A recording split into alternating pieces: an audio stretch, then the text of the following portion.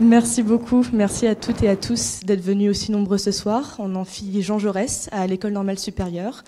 Nous sommes ici pour la séance inaugurale d'un séminaire qui durera sur 8 ans à compter de ce soir. Et nous avons le plaisir, l'honneur d'accueillir ce soir donc Gaël Giraud, économiste en chef à l'AFD et également directeur de recherche à Paris-Sorbonne 1, si je ne me trompe pas. Juste pour recontextualiser un petit peu qui nous sommes, ce pourquoi nous commençons ce séminaire et ce qui va un peu se passer avec nous. Donc, je m'appelle Lola Salem, je suis élève étudiante en dernière année en art et en philosophie. Et je suis accompagnée ici par Louis Domas et Damien Moulin. Tous les trois, nous avons mené l'initiative Trêve, acronyme pour Témoignage d'une révolution énergétique, un voyage européen.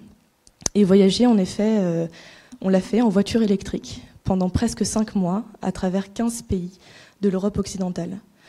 Aujourd'hui, ce qu'on veut faire, c'est justement, avec toutes ces données collectées que vous pouvez retrouver sur notre site trevproject.com, c'est justement les utiliser et les faire fructifier. On va les faire fructifier de différentes manières. Tout d'abord avec ce séminaire dont nous inaugurons ce soir la première séance, mais également avec des articles de vulgarisation et plus scientifiques. Et puis, nous avons un projet d'exposition et un documentaire qui, eux, se tiendront d'ici quelques mois, donc verront le jour d'ici quelques mois. Et nous travaillons en cela, et j'aimerais leur rendre hommage dès maintenant, avec notamment la boîte de production OHNK qui est derrière les caméras ce soir et derrière toute la technique. Donc merci beaucoup à eux. Je vais juste vous dire quelques mots sur qui on est, enfin ce qu'on a fait dans les grandes lignes, et puis j'irai m'asseoir tranquillement et sagement pour laisser la parole à Monsieur Giraud. Nous, on a travaillé principalement sur la question des contraintes reliées aux énergies renouvelables. Pour cela, on a traversé 15 pays, on a récolté près de 90 témoignages de gens travaillant dans des champs disciplinaires totalement différents, depuis le milieu vraiment politique jusqu'à des milieux de chercheurs, des milieux associatifs, donc également avec une amplitude d'autorité et en tout cas d'influence qui va du local à l'international. Vous pouvez retrouver la quasi-totalité de ces interviews, vidéos, photos, articles sur notre site, encore une fois trevproject.com, et on va les utiliser à nouveau. Ici, pour ce séminaire, c'est l'idée déjà de remettre un peu en forme tout ce qu'on a appris, nos perspectives, nos points de vue, nos conclusions, mais également de les confronter donc aux paroles des différentes personnes qui seront là au cours des 8 séances. Et donc on va commencer avec Monsieur Giraud, qui est un peu, je me permets quand même de le dire, le mentor de l'expédition que nous avions rencontré avec Damien quelques mois avant de partir, et qui nous a beaucoup aidé à mettre en forme en fait ce que l'on voulait faire, à mettre des mots sur des intuitions et tout simplement à nous mettre un peu dans les bonnes voies. Voilà, j'ai essayé de faire court, et puis c'est à vous le micro. Ah non, à Louis d'abord. Voilà, oui. On espère que, enfin en tout cas j'espère que vous passerez une bonne séance. Je me faufiler au premier rang et je reviendrai plus tard au moment des questions-réponses. Merci.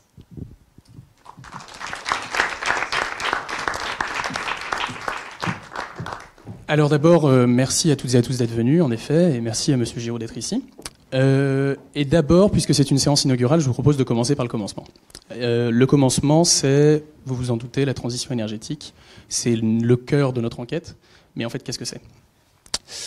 Alors, la transition énergétique, c'est une modification profonde de la société dans laquelle on vit. L'idée, en fait, c'est de modifier la production et la consommation d'énergie pour tout un tas de raisons que je vais évoquer. Et en fait, en modifiant la consommation et la production d'énergie, nécessairement, en fait, on modifie tout notre système de production et tous nos systèmes de consommation. Et donc, ce qui implique un énorme changement dans notre société, qui est une société de consommation. Le terme en lui-même et sa démocratisation sont en fait très très récents. Il date de 1980, et il provient de l'Oko Institute, qui est un centre de recherche allemand qui est vraiment très connu et qui est à l'origine. Donc le terme transition énergétique est à l'origine le titre d'un ensemble de prévisions et de propositions pour acquérir une indépendance énergétique en Allemagne et protéger l'environnement en réduisant la part du nucléaire notamment et des énergies fossiles. Comme vous vous en doutez, donc pour que ce concept apparaisse, il y a énormément de raisons, énormément de causes qui ont mené à cela.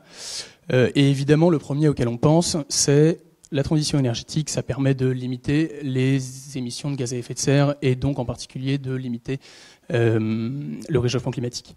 Avec le réchauffement climatique, il y a l'extinction de masse des espèces que nous sommes en train de vivre actuellement, il y a les catastrophes climatiques qui s'accentuent, il y a les dégradations des sols, et j'en passe et des meilleurs. C'est aussi le moyen de limiter la production de particules fines. Pour certains, vous habitez à Paris, vous avez vu qu'il y a beaucoup de réformes actuellement qui font débat, donc de limiter la production de particules fines, de gaz toxiques, et c'est donc aussi une question de santé publique.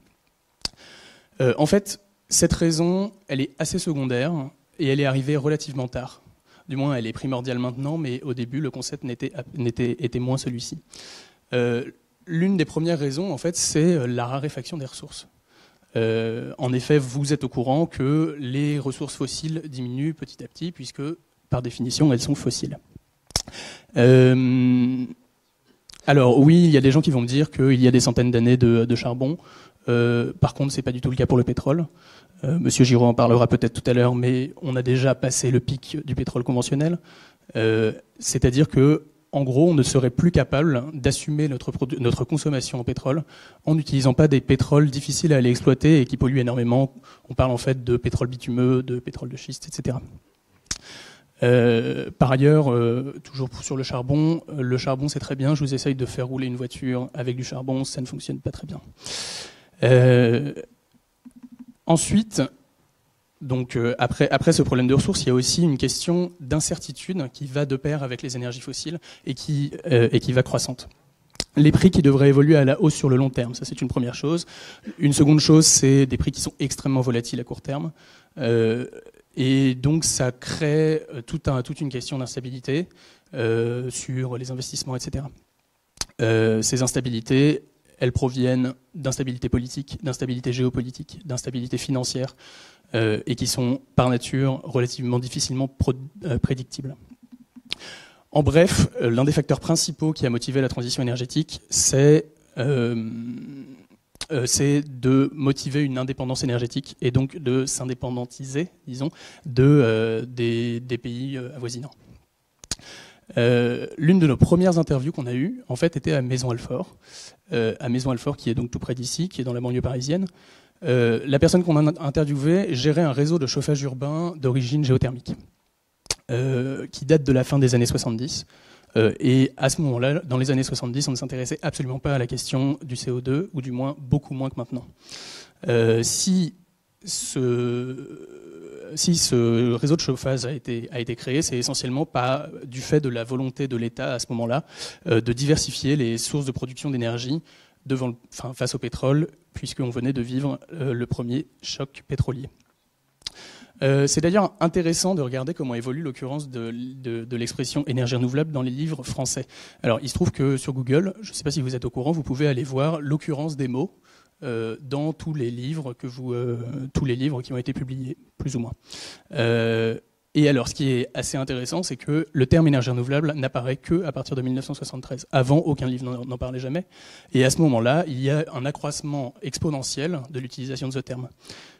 Ensuite, à peu près au début des années 80, les gens ne vont plus s'y intéresser jusqu'au moment où, à la fin des années 90 et les premiers mouvements écologiques de masse, d'un coup, en fait, ce terme va réapparaître. Et enfin, on a tendance à trop l'oublier. La transition énergétique est extrêmement motivée par le fait, aujourd'hui, qu'on est capable de faire beaucoup de choses. C'est des progrès techniques assez incroyables qui ont été faits sur les 20, 30, 40 dernières années.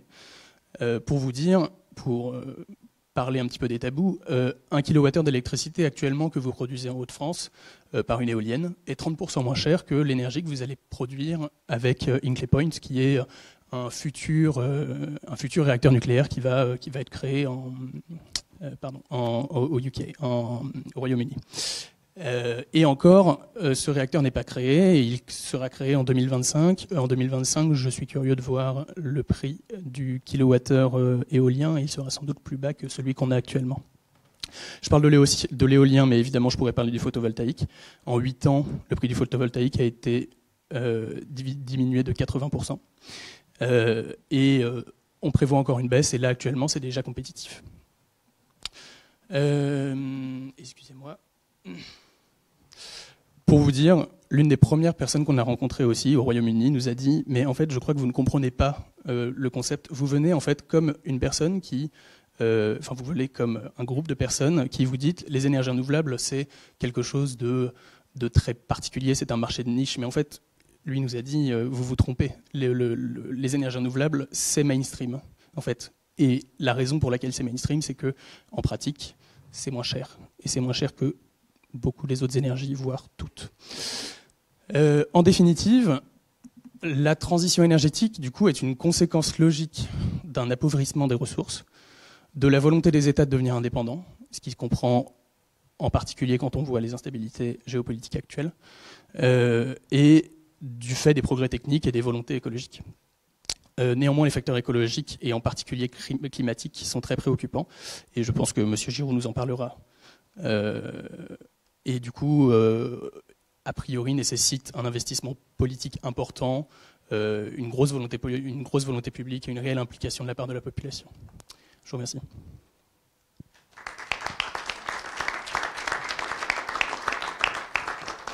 Donc, déjà, je voudrais vous remercier, moi, tous, d'être présents ici ce soir. C'est un très grand plaisir et merci Damien pour cet effort de définition qui est toujours nécessaire.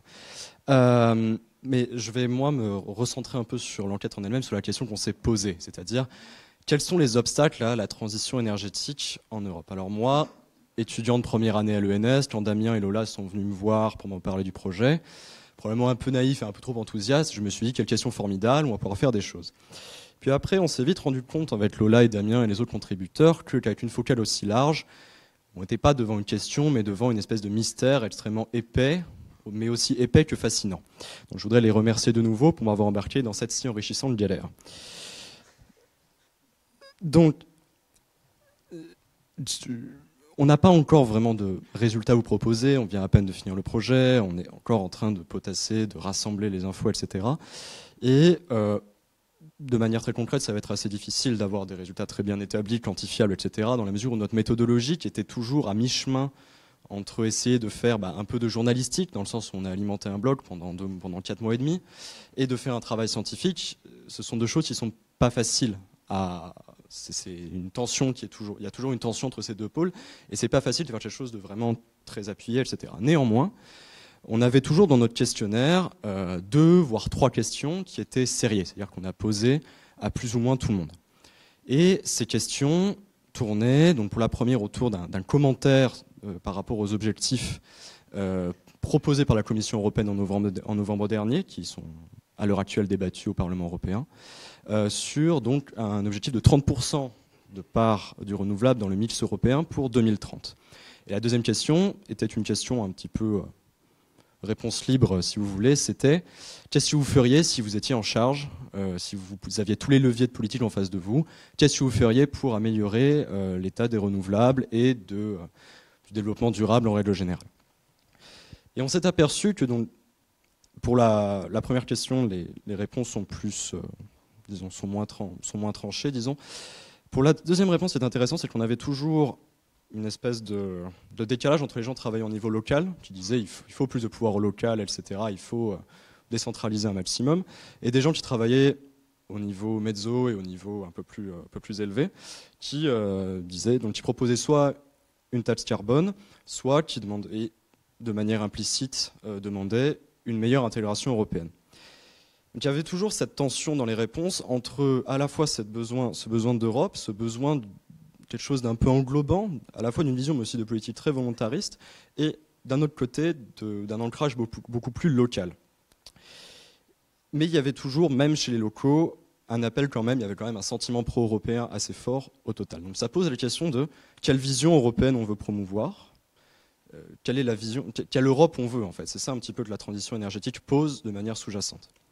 Et ce que propose donc la Commission européenne et peut-être a fortiori le Parlement, donc cette volonté de créer une union énergétique européenne qui repose donc sur, grosso modo, une libéralisation des marchés européens à l'échelle du continent et une interdépendance une totale interdépendance, un marché totalement libre entre les pays européens.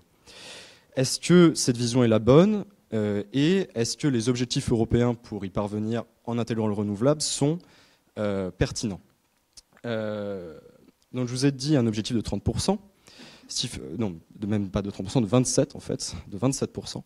Ce objectif de 27% en fait a l'air encourageant. Il faut savoir qu'on est à 20, que notre objectif pour 2020 c'est 20% dans le mix total, donc on demande tout de 7%, moins que la dernière fois, mais c'est seulement 0,5 points de plus que les prévisions de la Commission européenne en termes de business as usual.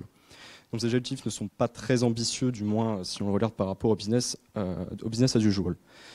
Donc pourquoi on n'a pas cet effort volontariste? Pourquoi est-ce qu'on n'a pas, comme disait Damien, cette volonté politique très forte qui permettra de porter la transition énergétique qui est, comme l'a dit Damien également, plus qu'une simple amélioration à la marge de notre capacité à produire de l'énergie, de l'électricité, etc., mais véritablement un bouleversement vraiment majeur de notre façon de vivre, de penser et de consommer globalement, de produire. Et je pense qu'il est nécessaire, donc nous en tant que chercheurs, je pense qu'il est nécessaire de notre part de faire prendre conscience au pouvoir public qu'il faut qu'il recule peut-être d'un pas, comme le fait l'amateur de tableau, pour avoir une vision un peu plus d'ensemble. Quelque chose qui ne se résume pas seulement à des controverses technico-économiques.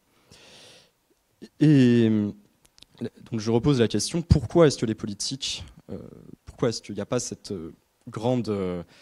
ce grand mouvement, c'est grand élan politique vers quelque chose qui est quand même surtout très positif, avec des énergies qui sont peu chères, etc. Quelque chose qui, en termes même de calcul rationnel, je suis apprenti économiste, devrait remporter le gros lot. Eh bien, c'est peut-être l'une des premières semi-conclusions auxquelles on arrive, c'est que les politiciens ne suivent peut-être pas, il n'y a peut-être pas cette volonté parce que la population est encore trop mal informée, trop mal engagée, trop peu peut-être consciente de cet enjeu, alors que c'est véritablement c'est vraiment faire bouger cette énorme pachyderme qui est la société, que va nécessiter la transition énergétique.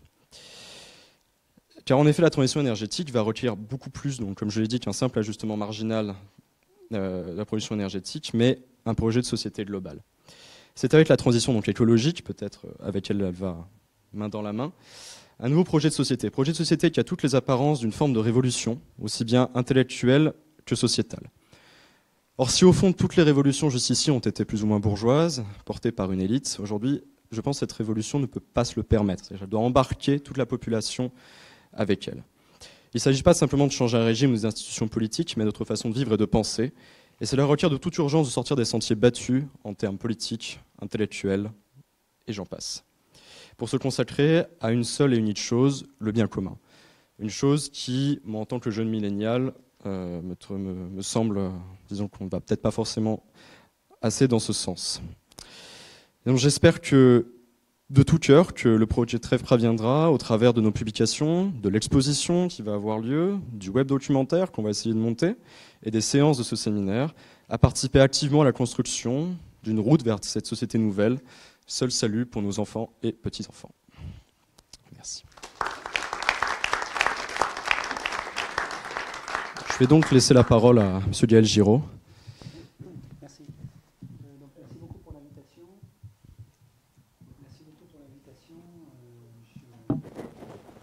Vous m'entendez? Non, le micro s'est décroché.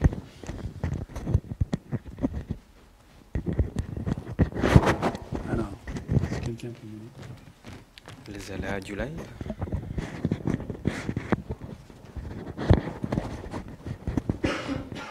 Merci, ça marche là, c'est bon. Voilà, merci pour l'invitation. Je voudrais commencer par féliciter les trois jeunes élèves de l'école qui se sont présentés ce soir, donc Lola, Damien et Louis, pour leur initiative, parce que je crois vraiment que ce dont on va parler dans les minutes qui viennent, ça vous concerne vous directement. Pour le dire de manière un peu provocatrice, la transition énergétique et plus globalement écologique, c'est vraiment vous qui allez la faire, parce que ma génération est très en retard. Si vous y réussissez, on parlera de vous dans les livres d'histoire à la fin du siècle. Si vous n'y parvenez pas, on ne parlera pas de vous parce que ceux qui seront vivants à la fin du siècle auront d'autres soucis, d'autres problèmes à régler que de se demander comment on a fait pour en arriver là. Donc bravo à nos trois jeunes normaliens. Je voudrais aborder 3 points dans le temps qui m'est imparti. Le premier, c'est pourquoi il faut faire cette transition et pourquoi c'est urgent et impératif. Le deuxième, c'est comment la faire, quels sont les obstacles. Et le troisième, c'est en quoi c'est un vrai projet de société. C'est plus que, comme vient de le dire Louis très justement, c'est plus qu'un simple problème technico-scientifique. Premièrement, pourquoi il faut la faire de manière urgente. Donc Damien l'a rappelé très rapidement, je reviens très vite sur ces questions que vous connaissez pour la plupart. L'enjeu climatique est majeur et gravissime. Et mon expérience à moi, à l'Agence française de développement, dans les discussions que je peux avoir, aussi bien avec les grandes organisations internationales, le Fonds monétaire, la Banque mondiale, qu'avec les gouvernements d'un certain nombre de pays sur la planète, c'est que le plus souvent, on assiste à une sous-estimation de la gravité de ce que pourrait être un scénario du business as usual. Un scénario du business as usual, ça nous emmène à plus 4 degrés à la fin du siècle. Ça veut dire davantage qu'une augmentation de la température moyenne à la surface de la planète de plus 4 degrés comparée à la température moyenne qui prévalait au début de la révolution industrielle. Et à partir du moment où c'est plus 4, c'est très difficile de mesurer si ce sera plus 5, plus 6, il peut y avoir des effets d'emballement et de très forte non-linéarité. Ce qui est sûr, c'est qu'à plus 6, des récents travaux ont montré que les 3/4 de l'humanité se trouvent toute l'année en situation caniculaire impropre à la vie humaine. Donc plus 6, ça veut dire que les images qu'on trouve dans le livre de l'Apocalypse sont à lire de manière littérale et non plus de manière allégorique. C'est aussi simple que ça, malheureusement. Qui plus est, la communauté internationale, donc vous le savez, s'est réveillée de manière très forte, et c'est très heureux, en décembre 2015, à Paris, au Bourget, en signant l'accord de Paris, à travers lequel les Nations Unies se sont engagées à tout faire pour que la température à la fin du siècle s'élève de moins de 2 degrés. Et c'est parfait. Le seul point, c'est que dans le même temps, les pays membres des Nations Unies, comme vous le savez, ont remis une feuille de route qu'on appelle une NDC, Nationally Determined Contribution, qui décrit le chemin de décarbonation que le pays entend suivre pour honorer son engagement à l'accord de Paris. Donc chacun des pays a remis une feuille qui, en général, court jusqu'en 2030, pour certains d'entre eux 2025, et qui explique comment il va faire sa transition énergétique. Les climatologues, en particulier l'Institut Pierre-Simon Laplace en France, qui est un remarquable réseau de laboratoires de climatologie, ont rassemblé ces indices, ont fait l'hypothèse peut-être héroïque que tous ces pays vont tenir leurs promesses et ont prolongé la tendance au-delà de 2030. Et ce à quoi ils arrivent, c'est en moyenne à une augmentation de la température de 3,5 degrés. Donc si on fait juste ce qu'on s'est promis de faire en 2015, on ne va pas être well below 2 degrees, comme dit l'accord de Paris, on va être well above 2 degrees, on va être à 3,5. Et 3,5 en moyenne, ça veut dire au moins plus 4, voire plus 4,5 en Afrique, et donc des problèmes considérables pour l'ensemble de l'Afrique subsaharienne. Donc ça veut dire qu'aujourd'hui, la communauté internationale vit dans une espèce de schizophrénie. Tout le monde a compris qu'il faut faire moins de 2 degrés.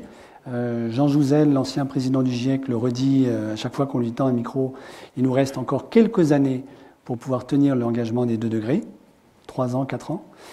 Et encore, pour ça, il faut qu'on ait de la chance, c'est-à-dire qu'il faut qu'un paramètre que les climatologues ont du mal à estimer, qui s'appelle la sensibilité au climat, et qui mesure l'élasticité de la température d'équilibre moyenne de l'atmosphère à un doublement de la concentration de CO2. Vous savez qu'aujourd'hui, on est à peu près à 400 ppm de concentration. Faites l'hypothèse que si on passe à 800, de combien augmente la température? Ce paramètre-là, ça s'appelle la sensibilité au climat, climate sensitivity. Et tout ce qu'on sait aujourd'hui, c'est qu'elle est comprise entre 1,5 et 6. Jusqu'à une date récente, la communauté des climatologues estimait qu'en moyenne, elle devait plutôt être autour de 2,9. Maintenant, on pense qu'elle est plutôt autour de 3,1. Alors vous me direz, plus 0,2, c'est pas énorme. En fait, c'est considérable. Et donc, ça révise du côté du pessimisme l'ensemble des scénarios prospectifs qu'on peut concevoir aujourd'hui. Et ça veut dire en particulier que pour avoir quelques chances d'obtenir les plus de degrés à la fin du siècle, il faut de plus en plus maintenant qu'on soit très très chanceux et que la sensibilité au climat soit le plus proche possible de 1,5. En particulier pour faire ce que les petits États insulaires ont demandé à l'accord de Paris, à savoir pas plus que plus 1,5 degrés, il faudrait dès aujourd'hui, même si nous arrêtions tout de suite les émissions de CO2, il faudrait que la sensibilité au climat soit exactement de 1,5. Donc nous remettons nos mains aujourd'hui, nous remettons notre destin entre les mains d'un jeu de dés sur la valeur de ce paramètre que pour l'instant on ne sait pas mesurer. Donc ceci pour vous dire à la fois la gravité du sujet et la lenteur malgré tout de prise de conscience dans la communauté internationale de cette gravité. Les conséquences du changement climatique, vous les savez, je les redis très rapidement. La première, c'est l'augmentation du niveau de la mer, Et donc des inondations massives. Si un tiers du Bangladesh aujourd'hui est sous l'eau, c'est pas un hasard. Donc c'est en partie dû au réchauffement climatique, même si c'est aussi dû en partie à un phénomène El Niño. Mais El Niño lui-même est probablement altéré par le réchauffement climatique. Premièrement, donc la montée des eaux. Aujourd'hui, on table plutôt sur plus de mètres à la fin du siècle, ce qui veut dire que même New York serait sous l'eau à la fin de ce siècle. New York est protégé jusqu'à 1,40 m, mais pas 2 mètres. Deuxième grand sujet, la fonte des glaciers, à la fois en Himalaya et dans les Andes. Donc vous connaissez le sujet. Un glacier, c'est un grand réfrigérateur gratuit d'eau potable qui se régénère gratuitement tous les ans. Si vous n'avez plus de glaciers, vous n'avez plus de fleuves. Les fleuves sont alimentés par les glaciers. Ce n'est pas juste un problème pour la nostalgie des alpinistes suisses, comme je le suis, mais c'est un vrai problème de survie pour une partie de l'alimentation, de l'agriculture en Asie, puisque, par exemple, vous avez quelques toutes petites rivières qui sont alimentées par les glaciers de l'Himalaya, comme le Yangtze-Kiang, le Mekong, le Gange ou l'Indus. Et donc, dans un premier temps, ça augmente le débit du fleuve, la fonte des glaciers, puis dans un second temps, ça réduit de manière drastique le débit du fleuve et ça rend possiblement, dans les décennies qui viennent, l'agriculture autour de ces fleuves impossible. Ce qui veut dire probablement des migrations colossales du côté de l'Asie du Sud-Est. Même sujet dans les Andes, en Amérique latine. Vous avez un exemple bien connu, La Paz en Bolivie est à 4000 mètres, une capitale qui est au milieu d'un désert aujourd'hui, parce que les glaciers qui alimentaient la flore florissante qui entourait La Paz ont disparu. Troisième grand point sur l'impact du dérèglement climatique, l'érosion des sols et la destruction des écosystèmes naturels.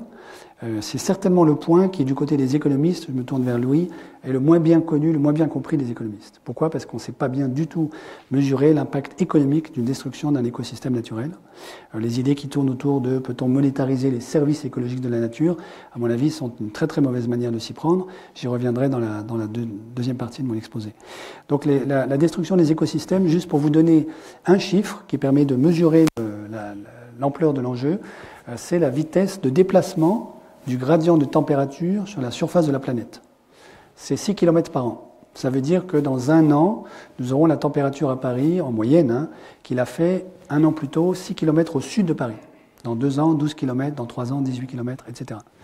Donc a priori, vous vous dites, bon, c'est pas bien grave, 6 km entre Maison-Alfort et Paris, il n'y a pas une grande différence. En réalité, c'est colossal.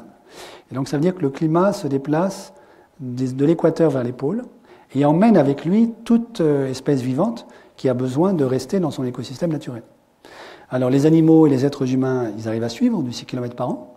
Et donc ça veut dire on sait d'emblée qu'il va y avoir des migrations massives dans les décennies qui viennent, par rapport auxquelles les petits problèmes qu'on a aujourd'hui avec la Syrie sont juste le préface du préambule de l'introduction des sérieux problèmes du XXIe siècle.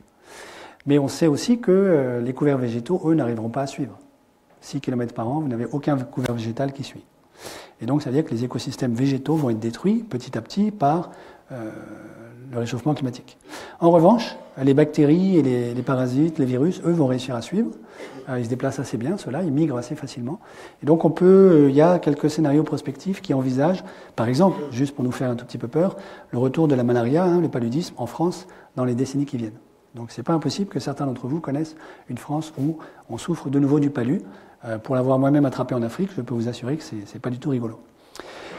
Dernier sujet sur l'impact du dérèglement climatique, la raréfaction de la ressource en eau, la ressource aquifère. Donc d'abord, c'est la perturbation du cycle de l'eau à la surface de la planète. Donc ça, j'y ai très rapidement fait allusion avec la fonte des glaciers. Mais c'est aussi la question des ressources en eau souterraine. La bonne nouvelle, c'est qu'il y a beaucoup plus d'eau potable sous la terre qu'à la surface. Donc nous avons beaucoup d'eau potable à notre disposition. Et nous avons même en France un excellent ingénieur, Alain Gachet, qui a développé un brevet pour l'exploration de l'eau, le WATEX, Water Exploration, à partir de procédés qu'il a lui-même utilisés pendant toute sa vie chez Total pour explorer le pétrole. La mauvaise nouvelle, c'est qu'une partie de cette eau peut être très profondément enfouie, par exemple à moins 400 mètres. C'est le cas, par exemple, pour l'eau potable que puise Amman, en Jordanie. Et c'est une eau qui ne se renouvelle plus. Et donc, quand l'eau est à moins 400 mètres, il faut des infrastructures pour la pomper qui sont analogues à celles dont vous avez besoin pour pomper du pétrole. Donc, ça peut coûter très cher.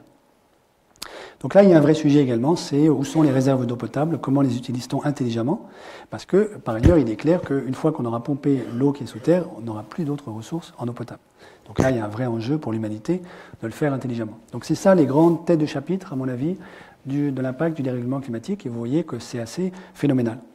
Alors, en plus de tout ceci, il y a le sujet qu'a évoqué très rapidement Damien, qui est la raréfaction des ressources énergétiques. Alors, vous savez qu'on a dit beaucoup de bêtises sur le pic d'extraction du pétrole. En particulier, certaines personnes continuent de croire que quand on parle du peak oil, ça veut dire qu'il n'y a plus de pétrole sous la terre demain matin. Évidemment, ça ne veut pas dire ça du tout. Ça veut dire que la quantité de pétrole que vous pouvez extraire du sous-sol ne pourra plus augmenter à partir de demain matin, puisque vous avez atteint le pic, le maximum d'extraction. Ce maximum, Damien y a fait allusion, a été atteint pour les techniques conventionnelles d'extraction en 2005-2006 au niveau mondial, autour de 87 millions de barils par jour. Donc ça veut dire qu'avec les techniques conventionnelles, donc en excluant la fracturation hydraulique de la roche, le schiste bitumineux, etc., on n'arrive plus à augmenter la quantité de barils qu'on extrait du sous-sol. C'est plutôt une bonne nouvelle pour l'environnement, c'est une mauvaise nouvelle pour les économies qui dépendent fortement du pétrole, ce qui est encore notre cas en France. Question, est-ce qu'on pourrait atteindre un pic du pétrole, toute technique confondue? La réponse est oui, forcément, un jour ou l'autre, puisque la quantité de pétrole disponible est finie. Quand est-ce que cela peut arriver? Il y a un grand débat aujourd'hui au sein des énergéticiens sur l'imminence ou non de ce pic pétrolier, toute technique confondue. Quoi qu'il en soit, ce sur quoi tout le monde est d'accord, c'est que s'il arrive, il arrivera trop tard pour nous obliger à la sagesse vis-à-vis du climat. Donc nous ne pouvons pas attendre, de toutes les manières, que la raréfaction de la ressource pétrolière et que la finitude de la Terre, en fait, nous oblige à être raisonnable. Il faut être raisonnable avant. Puisque, comme je l'ai dit, la question climatique, c'est tout de suite, c'est maintenant. Nous avons quelques années devant nous. Voilà. Pour terminer cette première partie, je voudrais achever de vous faire très peur et dire que, une fois que vous mettez ensemble ces différents paramètres, vous posez la question, est-ce qu'on pourrait assister à des drames humanitaires dans les années qui viennent? On a déjà des drames aujourd'hui, vous savez qu'il y a plusieurs centaines de milliers ou de millions de personnes qui souffrent de la faim dans la corne est de l'Afrique. Ça fait quelques lignes dans nos journaux, mais en réalité c'est un véritable drame qui a lieu en ce moment même, en particulier en Somalie et au Sud-Soudan, avec des populations qui n'ont plus d'eau et plus rien à manger. Question, est-ce que ça pourrait se généraliser dans les années qui viennent? À ma connaissance, rien ne l'interdit et au contraire, tout plaide pour que malheureusement il faille envisager le pire. Je voudrais vous donner un exemple historique, ça va intéresser les historiens, ça va vous montrer que la question de la transition énergétique et écologique, c'est pas seulement un problème de physiciens, c'est aussi un problème d'historiens, d'anthropologues, de philosophes, vous allez voir tout de suite. Il y a un très bon historien américain qui s'appelle Mike Davis, qui a écrit un livre remarquable que je vous recommande, dont la traduction en français donne comme titre Génocides tropicaux, qui montre le point suivant. En 1890, vous avez eu sur la planète un phénomène El Niño massif qui a provoqué des sécheresses gigantesques et des inondations gigantesques au Brésil, en Afrique subsaharienne, en Inde et en Chine. Les administrations coloniales de ces pays, à l'époque, ont traité le sujet un peu par-dessus la jambe. On était en plein boom de la première mondialisation libérale européenne, avec en tête la Grande-Bretagne. Et donc les administrations coloniales ont complètement sous-estimé la gravité du problème. Le résultat, c'est 50 millions de morts. 50 millions de morts. Question que je peux adresser à la fois à ceux qui sont dans la salle et à ceux qui nous suivent sur Internet. Qui a déjà entendu parler de ce drame humanitaire? Personne. Si, une personne ici, voilà, qui connaît le bouquin de Mike Davis. Mais voilà, ça dit quelque chose de la capacité de l'Occident à fermer les yeux et à être dans le déni total par rapport à ses propres responsabilités vis-à-vis de ce qui se passe dans le Sud. Et donc, je ne crois pas qu'on puisse exclure aujourd'hui la réédition de ce type de tragédie. Autrement dit, la question qui nous est posée, qui est posée à votre génération, c'est comment fait-on pour que ce type de drame ne se reproduise pas à l'avenir? Deuxième point que je voudrais mettre sur la table pour nous faire peur, les résultats du Club de Rome, du rapport rendu au Club de Rome en 1972 par une équipe du MIT dirigée par Denis Meadows, qui est toujours vivant aujourd'hui, et dont vous avez certainement par contre entendu parler. À l'époque, il faut savoir qu'en 1972, le rapport au Club de Rome est un gigantesque succès de librairie, 10 millions d'exemplaires vendus, et la plupart des économistes vont mettre le rapport dans un tiroir, fermer le tiroir à clé et jeter la clé dans la rivière la plus proche. Autrement dit, la communauté des économistes ne s'est absolument pas approprié ce travail, probablement parce qu'il n'y avait aucun économiste dans l'équipe de Meadows. Il n'en demeure pas moins qu'à l'époque, Meadows construit un modèle, alors pour les matheux, c'est un système dynamique non linéaire, assez simple du point de vue des mathématiques sous-jacentes, qui rend compte de la trajectoire de la production agricole, production industrielle, quelque chose qui ressemble au PIB, la démographie, etc.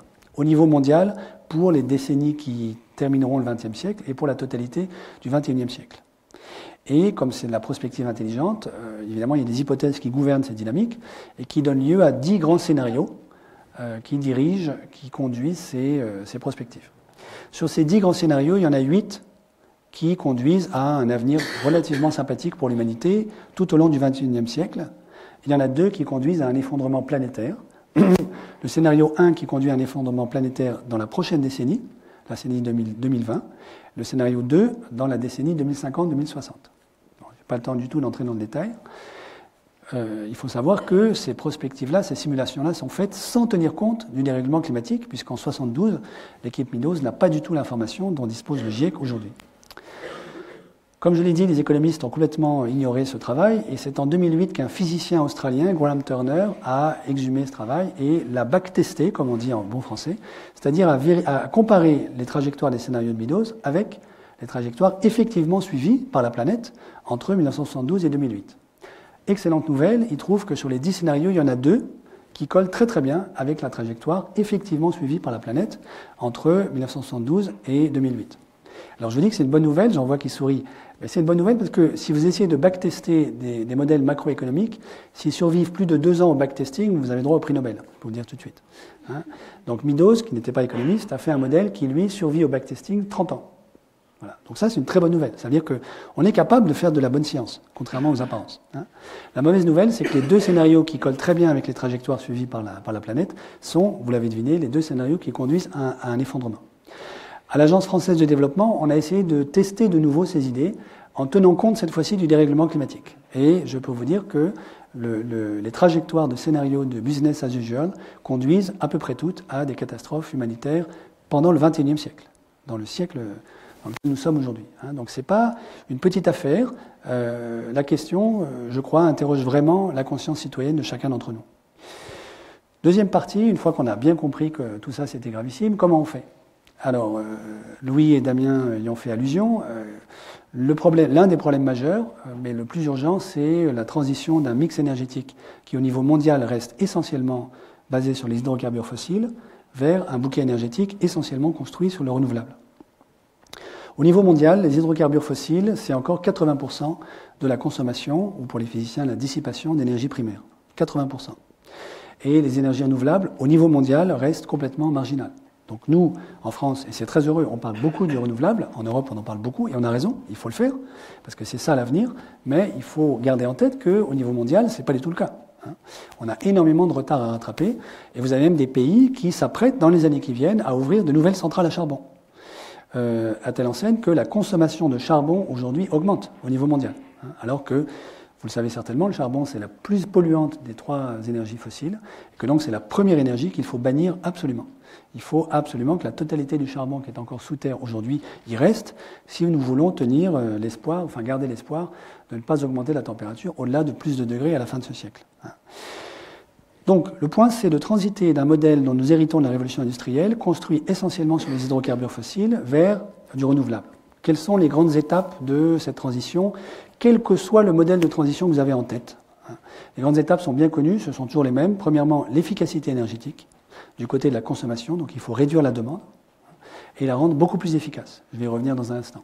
Et ça passe par exemple par la rénovation thermique des bâtiments, la mobilité verte, etc. Et vous savez que ce sont des points qui apparaissent aujourd'hui dans le plan de transition proposé par le ministre Nicolas Hulot, et c'est très heureux, mais évidemment, pour qu'on puisse passer à l'échelle, il faut le faire au niveau européen. Et je vais dire dans un instant pourquoi l'échelle européenne est la bonne, même s'il faut le faire à tout prix au niveau français. Deuxième grand chapitre, toujours le même, c'est le verdissement des processus industriels. Et troisième grand chapitre, la question de l'agriculture verte.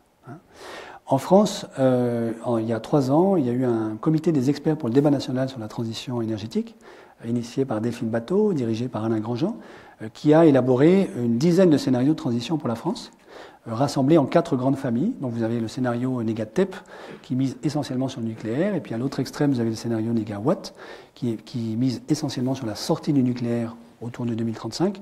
Et entre les deux, vous avez 2 grandes familles de scénarios qu'on peut ramener à le scénario de l'ADEME, l'Agence de développement de l'énergie, le développement et de maîtrise de l'énergie en France, et puis le scénario ANCRE.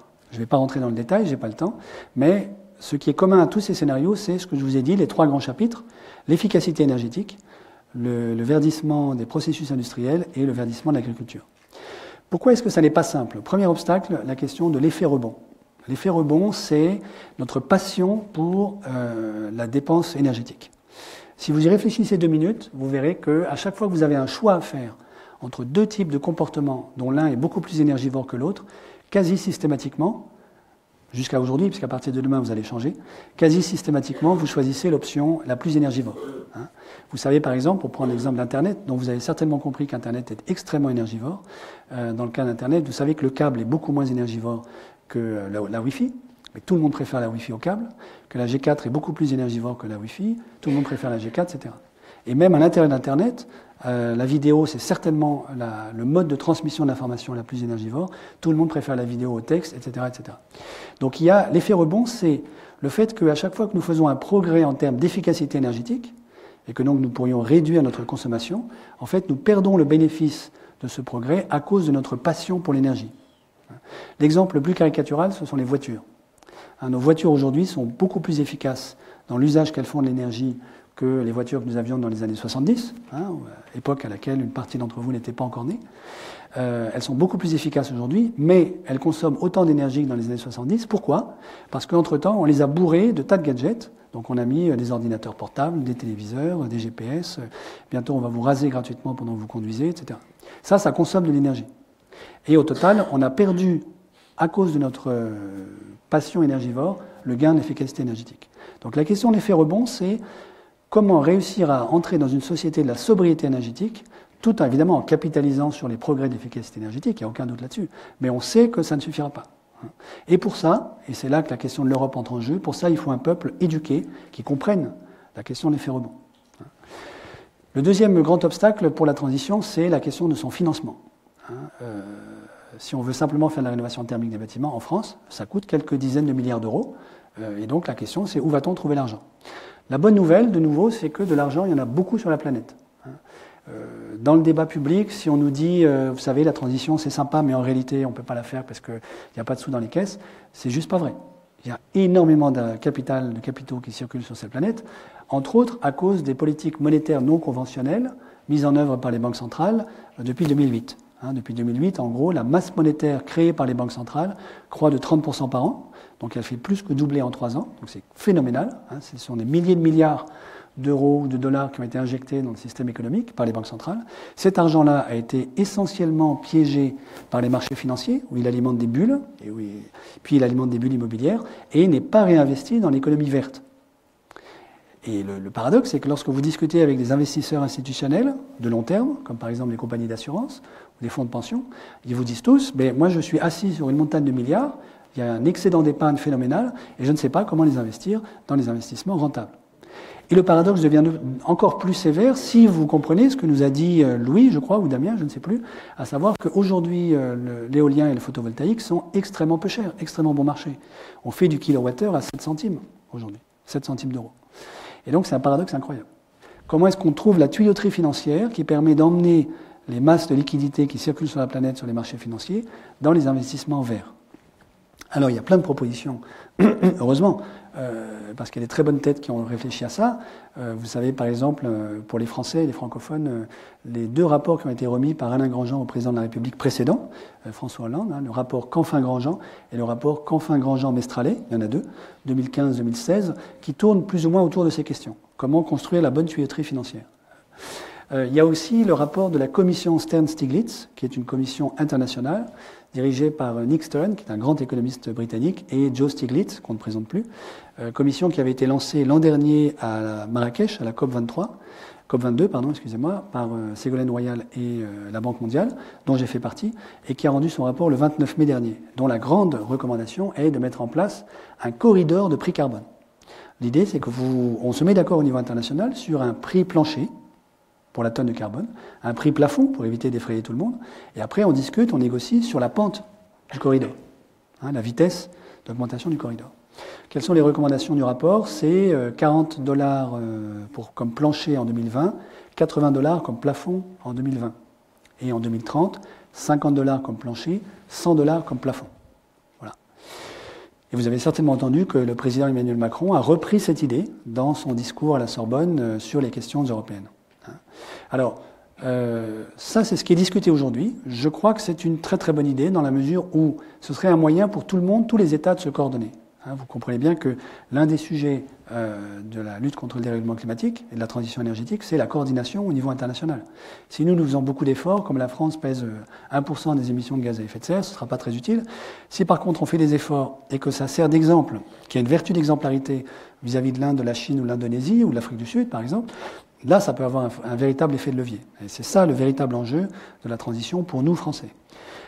Et donc, si on se mettait d'accord au niveau international sur un corridor du type 20-40, alors on pourrait dire à tout le monde, écoutez, vous vous débrouillez, chaque pays est souverain, vous trouvez un moyen pour tarifer la tonne de carbone chez vous à plus que 40. C'est votre job. Comment est-ce que vous allez faire? Il y a 1000 manières de le faire. Il y a quand même 2 grandes familles. La première, c'est vous utilisez un marché des droits à polluer, dont on a vu qu'il fonctionne très très mal. La deuxième, c'est d'utiliser une taxe carbone, voilà, qui est actuellement très très discutée, comme vous le savez, en Europe et en France. Et puis après, la négo au niveau international pour la COP 24, 25, 26, c'est quelle est la vitesse de croissance du corridor. Donc pour être tout à fait honnête et transparent, vu les simulations que nous avons faites, nous, à l'Agence française de développement, avec un modèle macroéconomique qui s'appelle GEM, 50-100 en 2030, c'est insuffisant. On n'arrivera pas à faire plus de degrés à la fin du siècle si on a simplement un corridor de prix carbone à 50-100. Il faut aller au-delà, il faut vraiment aller au-delà du seuil psychologique des $100 la tonne. Bon. Mais d'une certaine manière, on pourrait très bien commencer à 40-80 aujourd'hui. Et puis ensuite, une fois que tout le monde est à bord, on peut négocier la vitesse et l'accélération de la croissance du corridor. Il y a un certain nombre d'autres obstacles à la transition que je veux mentionner très très rapidement. C'est l'inadéquation d'un certain nombre d'outils de mesure que nous utilisons tous les jours. Et par exemple de la comptabilité. Lorsque vous avez une entreprise qui produit des déchets qu'elle ne recycle pas, par exemple, ceci n'est pas comptabilisé dans sa comptabilité. Or, en réalité, elle a une dette écologique vis-à-vis du reste de la planète. Lorsque vous avez une autre entreprise qui dévaste les écosystèmes parce que, par exemple, elle fait des mines, les mines, en général, ça ne fait pas du bien aux écosystèmes environnants, ce n'est pas non plus compté dans sa comptabilité. Donc il se peut que, d'un point de vue financier, elle fasse des profits colossaux, mais du point de vue écologique, en réalité, la vraie facture, c'est l'ensemble des écosystèmes naturels qui vont la payer. Donc il y a un énorme enjeu, à mon avis, aujourd'hui, à réfléchir intelligemment à la manière dont nous pouvons réécrire la comptabilité, à la fois la comptabilité des entreprises, mais aussi la comptabilité nationale, de manière à inclure dans cette comptabilité quelque chose qui ressemble à une dette écologique. De manière qu'on puisse dire à une entreprise, ah d'accord, très bien, vous avez fait ceci, c'est pas bien, mais... Et donc ça va vous coûter tant, ou ça va coûter tant à la société pour réparer les dégâts écologiques que vous avez provoqués.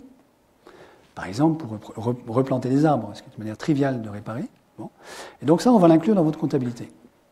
Et donc si on faisait ça, évidemment, beaucoup d'entrepreneurs, je vous assure, réfléchiraient à 2 fois avant de détruire la forêt, d'assécher les rivières, d'assécher les nappes phréatiques et de casser les écosystèmes. Vous voyez ? Et ça, ce serait beaucoup plus efficace que de commencer à réfléchir à quelle est la valeur monétaire en soi d'un service écologique, parce que très honnêtement, personne n'en a la moindre idée. Lorsqu'on commence à entrer dans les débats sur quelle est la valeur du service écologique, ce qui n'est pas du tout la même chose que de dire combien ça nous coûte à nous de le réparer, alors on arrive à des absurdités comme celle que je vais vous dire dans un instant. Vous savez que la pêche industrielle en eau profonde dans nos océans, jointe à l'acidification des océans, au fait qu'ils absorbent de plus en plus de CO2, que vous avez un 6e continent de plastique qui est en train de tuer le plancton et les poissons. Tout ceci combiné fait qu'un certain nombre d'océanologues nous préviennent il est possible qu'on n'ait plus de poissons comestibles dans nos océans entre 2040 et 2050. Ça ne veut pas dire que les océans seront vides, ils seront peuplés de méduses. Voilà. Au fur et à mesure que les poissons disparaissent, les méduses prennent la place. Question, est-ce que vous voulez vivre sur une planète où la totalité des océans seront vides de poissons comestibles et remplis de méduses? Bon. Alors, il y a un certain nombre d'économistes qui répondent à ceci. Ah, mais en fait, soyez pas trop romantiques, en réalité, c'est une bonne nouvelle, parce que ça va nous obliger à faire de la pisciculture, et la pisciculture, c'est excellent pour le PIB. Donc, question, est-ce que vous voulez un PIB qui soit en croissance grâce à la pisciculture sur une planète où il n'y a plus de poissons dans les océans? C'est ça oui. Et donc, alors évidemment, là vous rigolez, mais en réalité, je fais exprès de trivialiser le propos, mais en fait, c'est bien de ça dont il s'agit. C'est-à-dire, quelle est l'option? Et vous voyez bien que c'est une option qui n'est pas simplement une option technique, c'est pas une option purement économique, financière, c'est une option, on pourrait dire, anthropologique. Est-ce que vous voulez vivre sur une planète dont nous détruisons les écosystèmes? Autre exemple, et là vous allez voir qu'il y a un enjeu aussi de justice sociale qui est caché derrière. Autre exemple, la disparition des abeilles. Alors vous savez aussi qu'en dépit de l'extraordinaire nuage de fumée non scientifique qui a été déployé par certaines entreprises pour retarder la prise de conscience de la communauté internationale sur la gravité de la disparition des abeilles, notamment due aux néonicotinoïdes que nous utilisons dans l'agriculture, aujourd'hui tout le monde à peu près sait que les abeilles sont menacées de disparaître. Vous savez aussi que les abeilles nous rendent un service écologique dont la valeur est infinie, puisque ce sont elles essentiellement qui pollinisent. Ce n'est pas les seules, mais ce sont quand même elles essentiellement qui font le gros du boulot. Et que s'il n'y a plus de pollinisation, il n'y a plus d'agriculture. Et que donc la survie de l'humanité sans abeilles, sans pollinisation, c'est 2-3 ans, pas plus.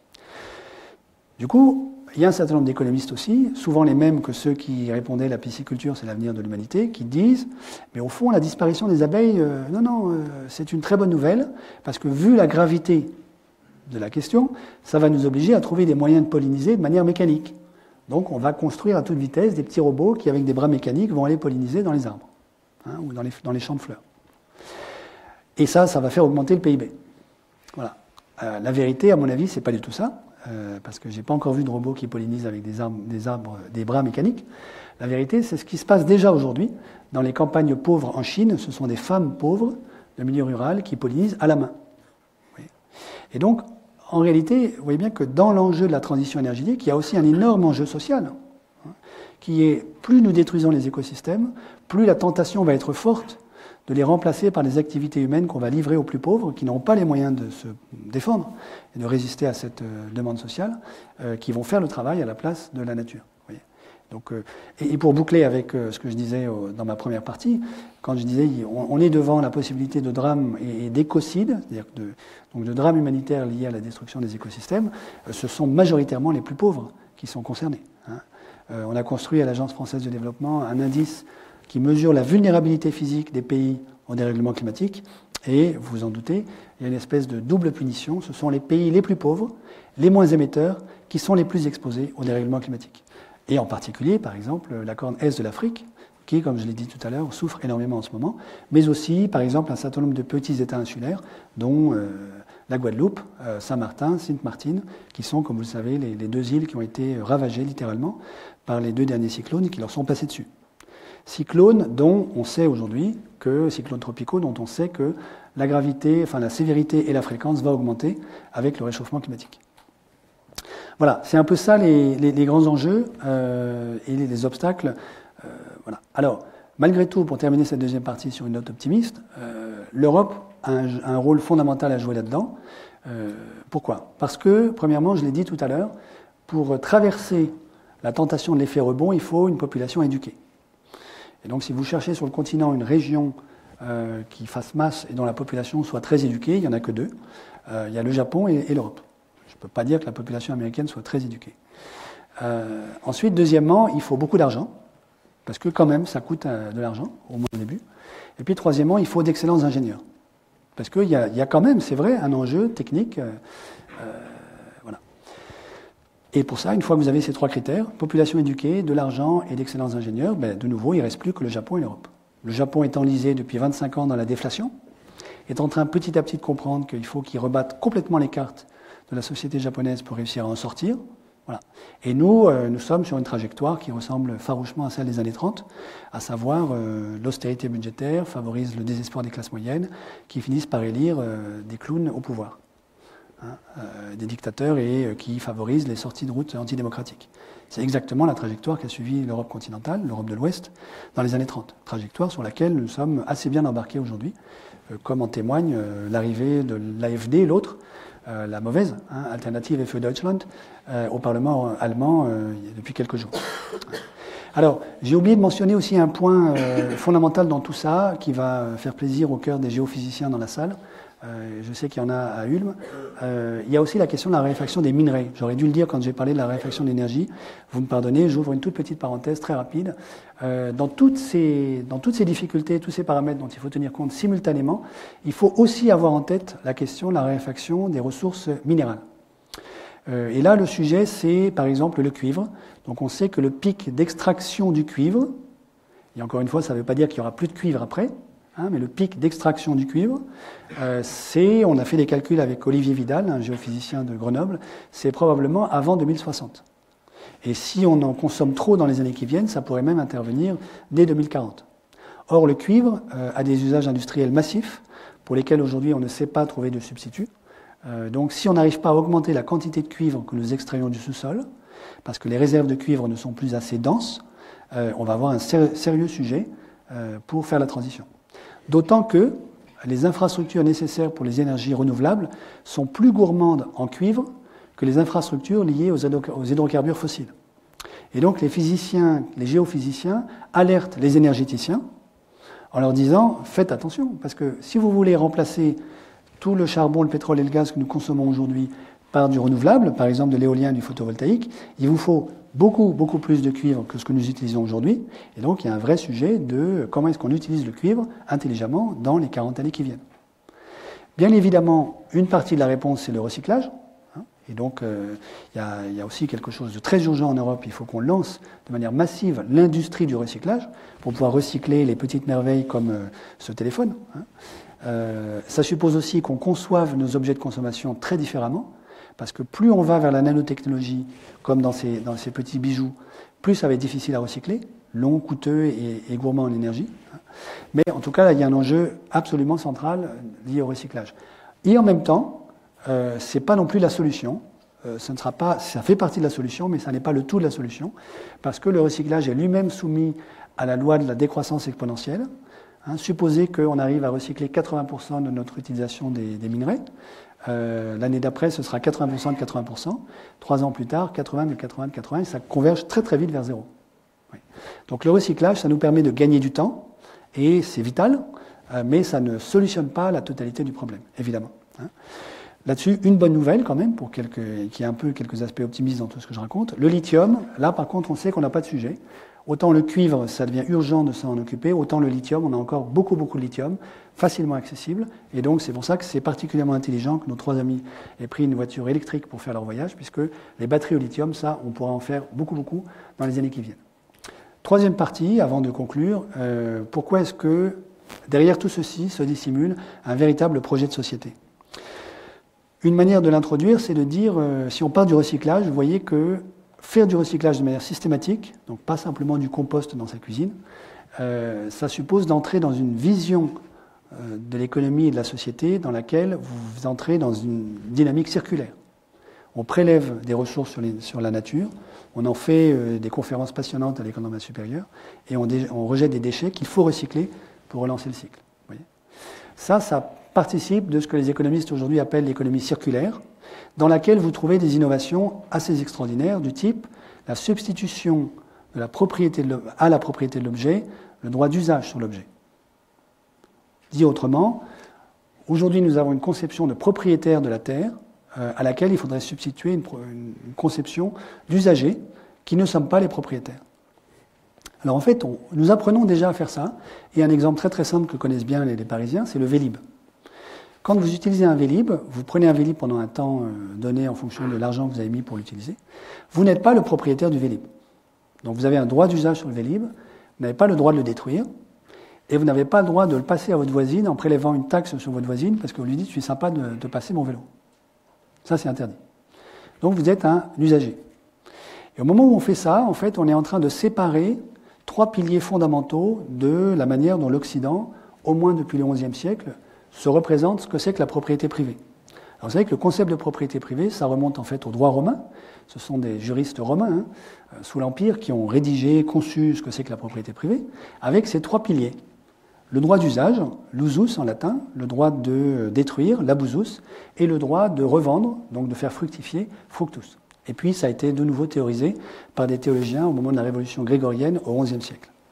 Aujourd'hui, nous, on est les héritiers de ça, et on n'a pas réinterrogé, enfin, on est en train de le faire petit à petit, mais il y a encore un long chemin à parcourir, réinterroger notre rapport aux choses médiatisées jusqu'à présent essentiellement par la propriété privée, au moins depuis le XVIIe siècle, XVIIe, XVIIIe, et la révolution des enclosures, pour ceux qui connaissent. Un exemple comme le Vélib, ça montre qu'on est capable de séparer les 3 piliers. On est capable d'avoir un rapport aux choses qui soit juste un rapport d'usager, et pas de propriétaire. Alors, il y a un apprentissage, parce que si vous vous en souvenez, pour les Parisiens, au début, 30% des Vélib étaient détruits par leurs usagers, qui considéraient que comme ça ne leur appartenait pas, ils pouvaient détruire tranquillement leur Vélib, ce n'était pas un sujet. Aujourd'hui, on a un taux de destruction qui est beaucoup plus faible, donc il y a un apprentissage petit à petit d'une disposition au respect pour un objet dont je ne suis pas le propriétaire, mais dont je suis l'usager. Vous voyez ? Même chose pour le Vélov à Lyon, etc., et maintenant dans la plupart des villes françaises. Bon. Si vous réfléchissez à l'ascenseur dans une copropriété, l'ascenseur fonctionne sur le même mode. Il ne vous appartient pas, vous n'êtes pas le propriétaire de l'ascenseur, vous n'avez pas le droit de le détruire, vous ne pouvez pas prélever une taxe sur la voisine du dessus parce qu'elle prend l'ascenseur. Et en revanche, vous payez au prorata de l'étage où vous vous situez, c'est-à-dire, on suppose, de l'usage que vous allez faire de l'ascenseur. Si vous êtes au rez-de-chaussée, vous ne l'utilisez jamais, donc vous ne payez pas. Si vous êtes au dernier étage, vous l'utilisez beaucoup plus, donc vous payez le forfait maximal. Vous voyez ? Donc en réalité, ce type de bien dont j'apprends à être l'usager sans être le propriétaire, nous le pratiquons déjà depuis longtemps. Et ça pointe vers une problématique, à mon avis, passionnante, sur laquelle on travaille beaucoup à l'Agence française de développement, qui est la question des communs. Alors on pourrait dire des biens communs, à distinguer du bien commun dont a parlé Louis tout à l'heure. Le bien commun, c'est l'intérêt général, sur lequel il y a beaucoup à dire, mais vous savez que c'est un concept qui est essentiellement lié, en fait, pour les philosophes à Aristote, donc dans le détail duquel je ne vais pas rentrer maintenant. Les biens communs, c'est autre chose. Ce sont des ressources pour lesquelles il y a une communauté qui se met d'accord sur les règles d'usage de la ressource, de manière à préserver la ressource, ne pas la détruire, voire la faire prospérer. Alors, il y a l'exemple des Vélib et de l'ascenseur dans une copropriété, puis vous avez des tas d'autres exemples. Je peux en donner un peu paradigmatique, ce sont les poissons dans un étang dont vit une tribu, par exemple en Guinée forestière, que j'ai visité il n'y a pas très longtemps, du côté de Nzélé-Kolé, là où il y avait le foyer de l'épidémie Ebola. Cette tribu vit de la pêche des poissons dans l'étang parce qu'elle vit dans la forêt, on ne peut pas y faire d'élevage, et puis elle vit trop loin de la côte, du golfe de Guinée, et donc elle a un manque d'apport en protéines majeur s'il n'y a plus de poissons dans l'étang. Si vous allez braconner la nuit dans cet étang, vous allez briser les chaînes trophiques de reproduction des poissons dans l'étang, et l'année d'après, il n'y aura plus de poissons. En revanche, dans le même temps, vous pouvez difficilement mettre un garde forestier derrière chaque arbre toutes les nuits pour vérifier que personne ne vient braconner. Donc, ça veut dire que la communauté qui gère ces poissons a été obligée de concevoir des règles institutionnelles d'usage, de partage du poisson, de manière que tout le monde soit relativement content, et d'une manière qui préserve la ressource. Alors, il y a une économiste américaine qui a étudié ce genre d'institution, qui s'appelle Elinor Ostrom, qui a reçu le prix Nobel en 2009, et qui a fait un travail remarquable qui nous aide aujourd'hui à comprendre comment, au fond, des tas de populations gèrent les communs depuis très longtemps, même si elles n'ont pas le vocabulaire, comme M. Jourdain qui fait de la prose sans le savoir, avec une énorme intelligence institutionnelle et une énorme créativité institutionnelle. Parce que vous voyez que ce type de bien, vous ne pouvez pas le confier simplement à la sphère marchande. Si vous le confiez simplement à la sphère marchande, ça donne ce qui arrive avec les poissons dans nos océans, c'est-à-dire qu'on détruit la ressource. Personne ne se sent responsable du sauvetage de la morue au large des côtes canadiennes, et aujourd'hui, il n'y a plus de morue au large des côtes canadiennes. Et ça fait 30 ans qu'on essaye de réintroduire la morue sans beaucoup de succès. Oui. Parce que si vous faites de la pêche privée, privative, ce n'est pas votre problème. Vous pêchez, et vous essayez de maximiser votre profit. Donc vous ne pouvez pas confier le commun simplement à la sphère marchande. Vous ne pouvez pas non plus le confier simplement à l'État, parce que l'État n'est pas davantage capable de gérer ce problème. Je reprends l'exemple de la faune halieutique dans les océans. Les États sont complètement démunis par rapport à ce problème. Quel est l'État qui pourrait dire demain matin, moi je suis le gendarme mondial pour le sauvetage des poissons? Aucun. Et donc ça n'est ni purement l'État, ni purement la sphère marchande. Donc ça veut dire qu'il faut inventer des objets institutionnels nouveaux, auxquels nous ne sommes pas habitués, pour gérer ces grands sujets indispensables pour faire la transition énergétique et plus globalement écologique. Ce qui veut dire que les économistes doivent se mettre autour de la table et discuter avec qui? Avec des politologues, avec des juristes, avec des anthropologues, qui nous aident à comprendre comment, au fond, l'humanité arrive ou non à construire des institutions qui permettent de gérer ensemble des communs. Autrement dit, des biens fragiles, vulnérables, comme les poissons, mais auxquels, en principe, tout le monde devrait avoir droit. Oui. Question pour terminer, et je vais m'arrêter là, quels sont les communs que nous pourrions choisir de préserver? Alors là, je crois qu'il y a un risque dont il faut se prémunir, c'est celui de croire qu'il y aurait des biens, des ressources qui seraient naturellement des communs, et puis il y aurait d'autres biens, des ressources qui seraient naturellement des biens privés, ou d'autres qui seraient naturellement des biens publics. Les biens privés étant ceux qui sont préférentiellement gérés par la sphère marchande, et les biens publics, ceux qui sont préférentiellement gérés par une sphère bureaucratique étatique. Je vous donne un exemple, une piscine municipale. Vous ne pouvez pas dire que c'est un bien purement public, parce que s'il y a beaucoup de monde dans la piscine, pour ceux qui vont nager à midi, vous savez que c'est un vrai slalom. Donc il y a un problème de congestion sur la piscine. Donc la consommation de la piscine, en réalité, est en partie rivale, pour parler comme les économistes, comme c'est le cas pour les biens privés. Et en même temps, vous pouvez aussi mettre un droit d'accès à la piscine. Mais vous pouvez aussi multiplier le nombre de piscines, vous faites des investissements publics, ça réduit le problème de la congestion, et vous pouvez rendre l'accès à la piscine gratuit. Vous en faites un bien public, à ce moment-là. Vous voyez ? Donc au fond, aucun bien n'est intrinsèquement public, commun, privé. Autre exemple, l'éducation. Jusqu'en gros, au XIXe siècle, l'éducation en Europe est un bien privé. C'est essentiellement le secteur privé, et les jésuites, pour ne pas les nommer, qui gèrent la question de l'éducation de l'élite. À partir du XIXe, Jules Ferry et d'autres, l'État se dit maintenant c'est ma responsabilité de prendre en charge l'éducation de tous et d'en faire un bien public. Et comme vous le savez sûrement, depuis une trentaine d'années, on est embarqué dans la trajectoire contraire. De nouveau, nous sommes en train de favoriser la privatisation de l'éducation. Est-ce que c'est une bonne chose ? On peut en discuter. Mais là, il y a un vrai enjeu de société, vous voyez, derrière ça. Du coup, la question qu'on doit se poser, à mon avis, c'est quels sont nos biens communs ? Ils ne sont pas inscrits dans une ontologie qu'il s'agirait de trouver. Ils dépendent d'une décision politique à travers laquelle la communauté se constitue. C'est tout à fait ce que vous voyez par exemple sur Internet à travers les mouvements liés au logiciel libre, à tout ce qui tourne autour du copyleft, pour ceux qui connaissent, et à l'open access, etc. C'est-à-dire que vous avez des communautés d'internautes qui décident cette ressource, ce type de code, ce type de programme, on va le mettre en accès libre, on va empêcher qui que ce soit de déposer un brevet dessus, et donc cette communauté devient la gardienne d'un bien dont elle veut qu'elle soit un commun. Vous voyez ? Donc il ne tient qu'à nous, ensemble, de décider de quels sont nos communs. Oui, ça, c'est une vraie question politique. Quels seraient les biens, les ressources qui seraient éligibles ? Je ne dis pas qu'il faut les choisir pour être des communs, mais je fais juste la liste des ressources sur lesquelles, à mon avis, ça vaut la peine de se poser la question. La première, c'est évidemment les ressources naturelles. J'en ai abondamment parlé, c'est évidemment la question de l'énergie, c'est aussi la question des minerais, vous l'avez deviné, c'est aussi la question des écosystèmes naturels, etc. Deuxième grande catégorie de biens, la question de la monnaie. Est-ce que la monnaie peut légitimement être considérée comme un bien privé ? La question mérite vraiment d'être posée. Est-ce que la monnaie n'est pas davantage un commun ? Alors, pour donner un exemple, toutes les initiatives de monnaie locale qui s'inventent un peu partout, y compris en France, en Bretagne, dans la Creuse profonde, etc., tout ça, c'est des manières pour les communautés locales de se réapproprier la monnaie et de faire de la monnaie un commun. Alors, un exemple magnifique, c'est le Sardex en Sardaigne, dont le volume des transactions est en train de dépasser le milliard d'euros. Donc c'est une monnaie locale qui est en train de devenir une vraie monnaie. La question qui restera à poser, c'est quand les collectivités locales vont-elles accepter que les impôts locaux puissent être payés dans cette monnaie ? Le jour où elles l'accepteront, alors ça deviendra une monnaie à part entière, puisqu'on pourra faire le cycle complet de production et de destruction de la monnaie. Vous voyez ? Donc je pose la question, la monnaie pourrait-elle être choisie comme un bien commun ? Si nous décidons d'en faire un commun, alors évidemment il faut mettre en œuvre les institutions pour la gérer comme un commun, et non pas comme un bien privé. Et puis troisième grande catégorie, le travail. Est-ce que le travail peut légitimement être considéré comme une marchandise privée qu'on échange sur un marché au même titre que les cacahuètes ? Oui. La question mérite d'être posée, dans la mesure où c'est un lieu de socialisation majeur. Oui. Est-ce que la socialisation, le rapport à l'autre, c'est un bien privé ? C'est pas clair. Et vous voyez bien que derrière ça, il y a une vision de la société qui est en jeu. Or, quand on fait des contrats de travail, et beaucoup d'économistes parlent du marché du travail, des contrats de travail, comme on ferait un contrat d'échange d'un produit financier ou autre, on est peu ou prou en train de transformer le travail en une marchandise privée. Question, est-ce que c'est légitime ? On ne l'a pas du tout toujours fait. Il y a des tas de sociétés qui ne fonctionnent pas du tout sur ce mode-là. Est-ce que dans la société de demain, compatible avec les contraintes écologiques qui sont les nôtres, on veut que le travail continue d'être une marchandise privée ? Ça n'est pas clair.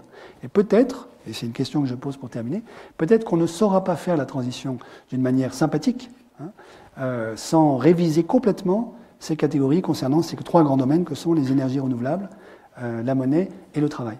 Qu'est-ce que je veux dire quand je parle d'une société sympathique ? Voilà, je vais m'arrêter là.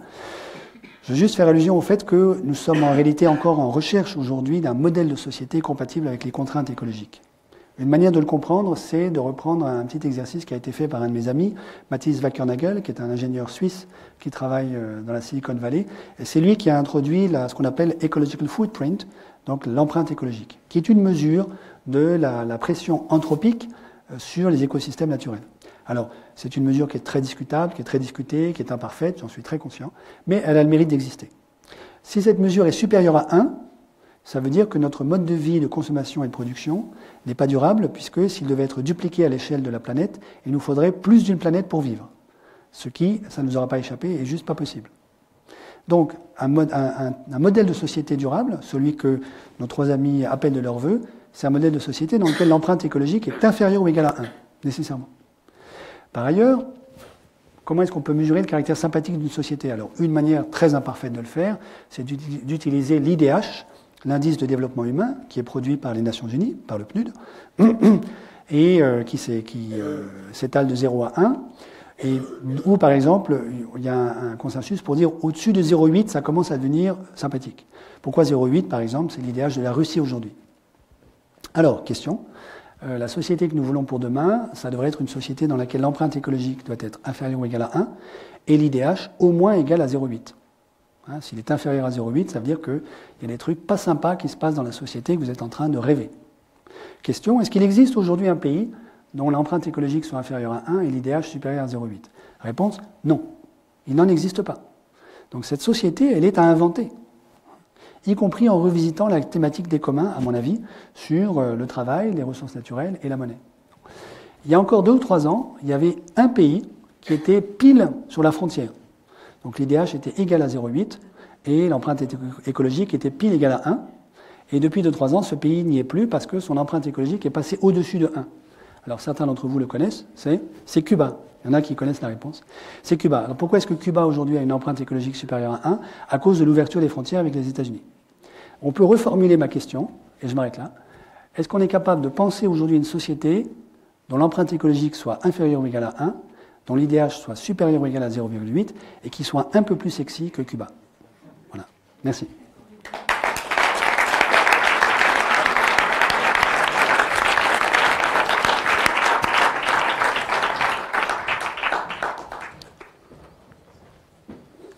Je crois qu'il est temps de passer aux questions. Je pense que vous en avez beaucoup.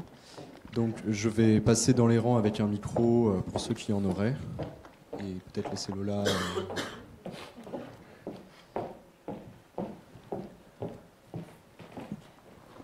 1, 2. Est-ce que c'est bon?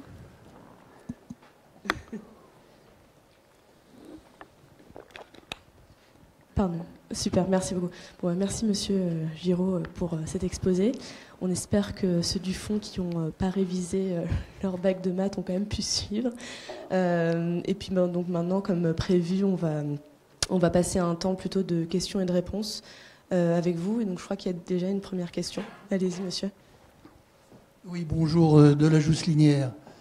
J'avoue être tout à fait de votre avis, cher monsieur, et peut-être qu'en me présentant, je fais partie de cette petite équipe devant notre gouvernement, puisque je suis délégué et je représente l'industrie du pétrole, du gaz et maintenant des énergies marines renouvelables.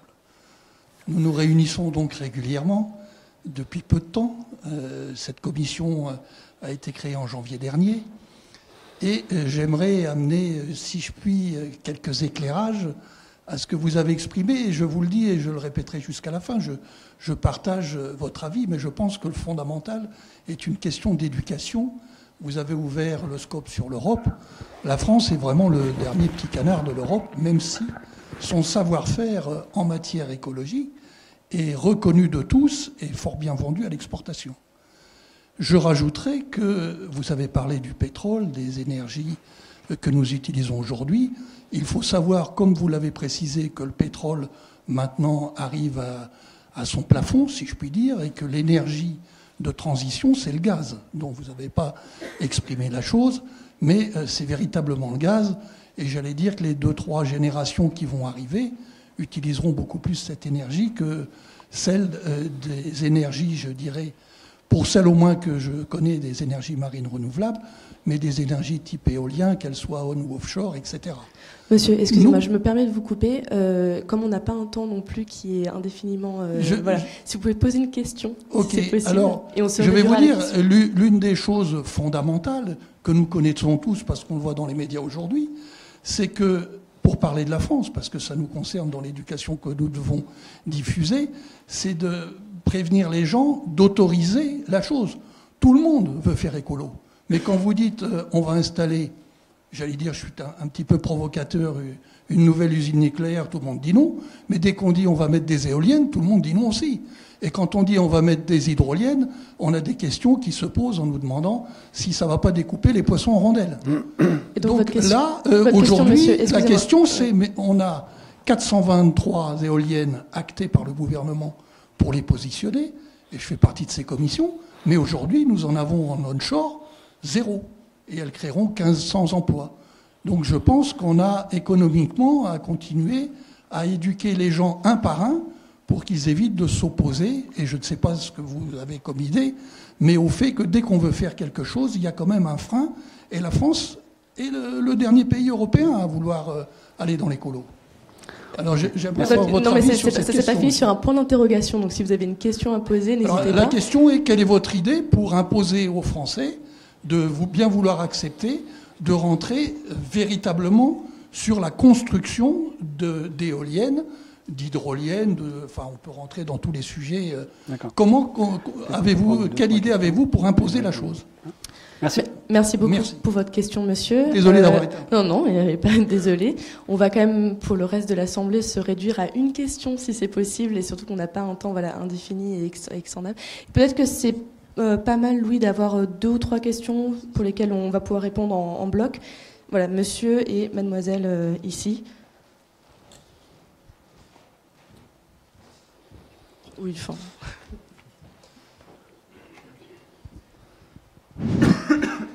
Moi, j'avais une question au sujet du financement de la transition énergétique. Vous avez dit qu'on avait un atout, c'était que les milliards, il y en avait en pagaille. Sans doute qu'on manque de projets pour les utiliser. Mais je me pose quand même la question suivante, c'est est-ce que quand il faut passer à l'acte et qu'il faut rénover les maisons par millions, mettre de la laine de roche, isoler, etc., il faut pas seulement avoir les milliards, mais il faut avoir les corps de métier, des millions d'individus qui montent sur les toits. Et souvent, c'est peut-être ça le facteur limitant et pas l'argent. Et j'ai l'impression qu'on va pouvoir se payer à la fois la transition énergétique avec tous les investissements que ça comporte, et puis le niveau de vie qu'on a par ailleurs qui nous permet d'aller à Bali. Et j'ai l'impression qu'il faut quand même avouer aux gens que c'est fromage ou dessert.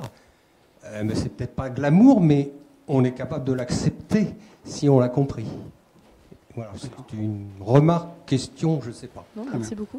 Du coup, peut-être une troisième question, et ensuite, Monsieur Giraud, si vous...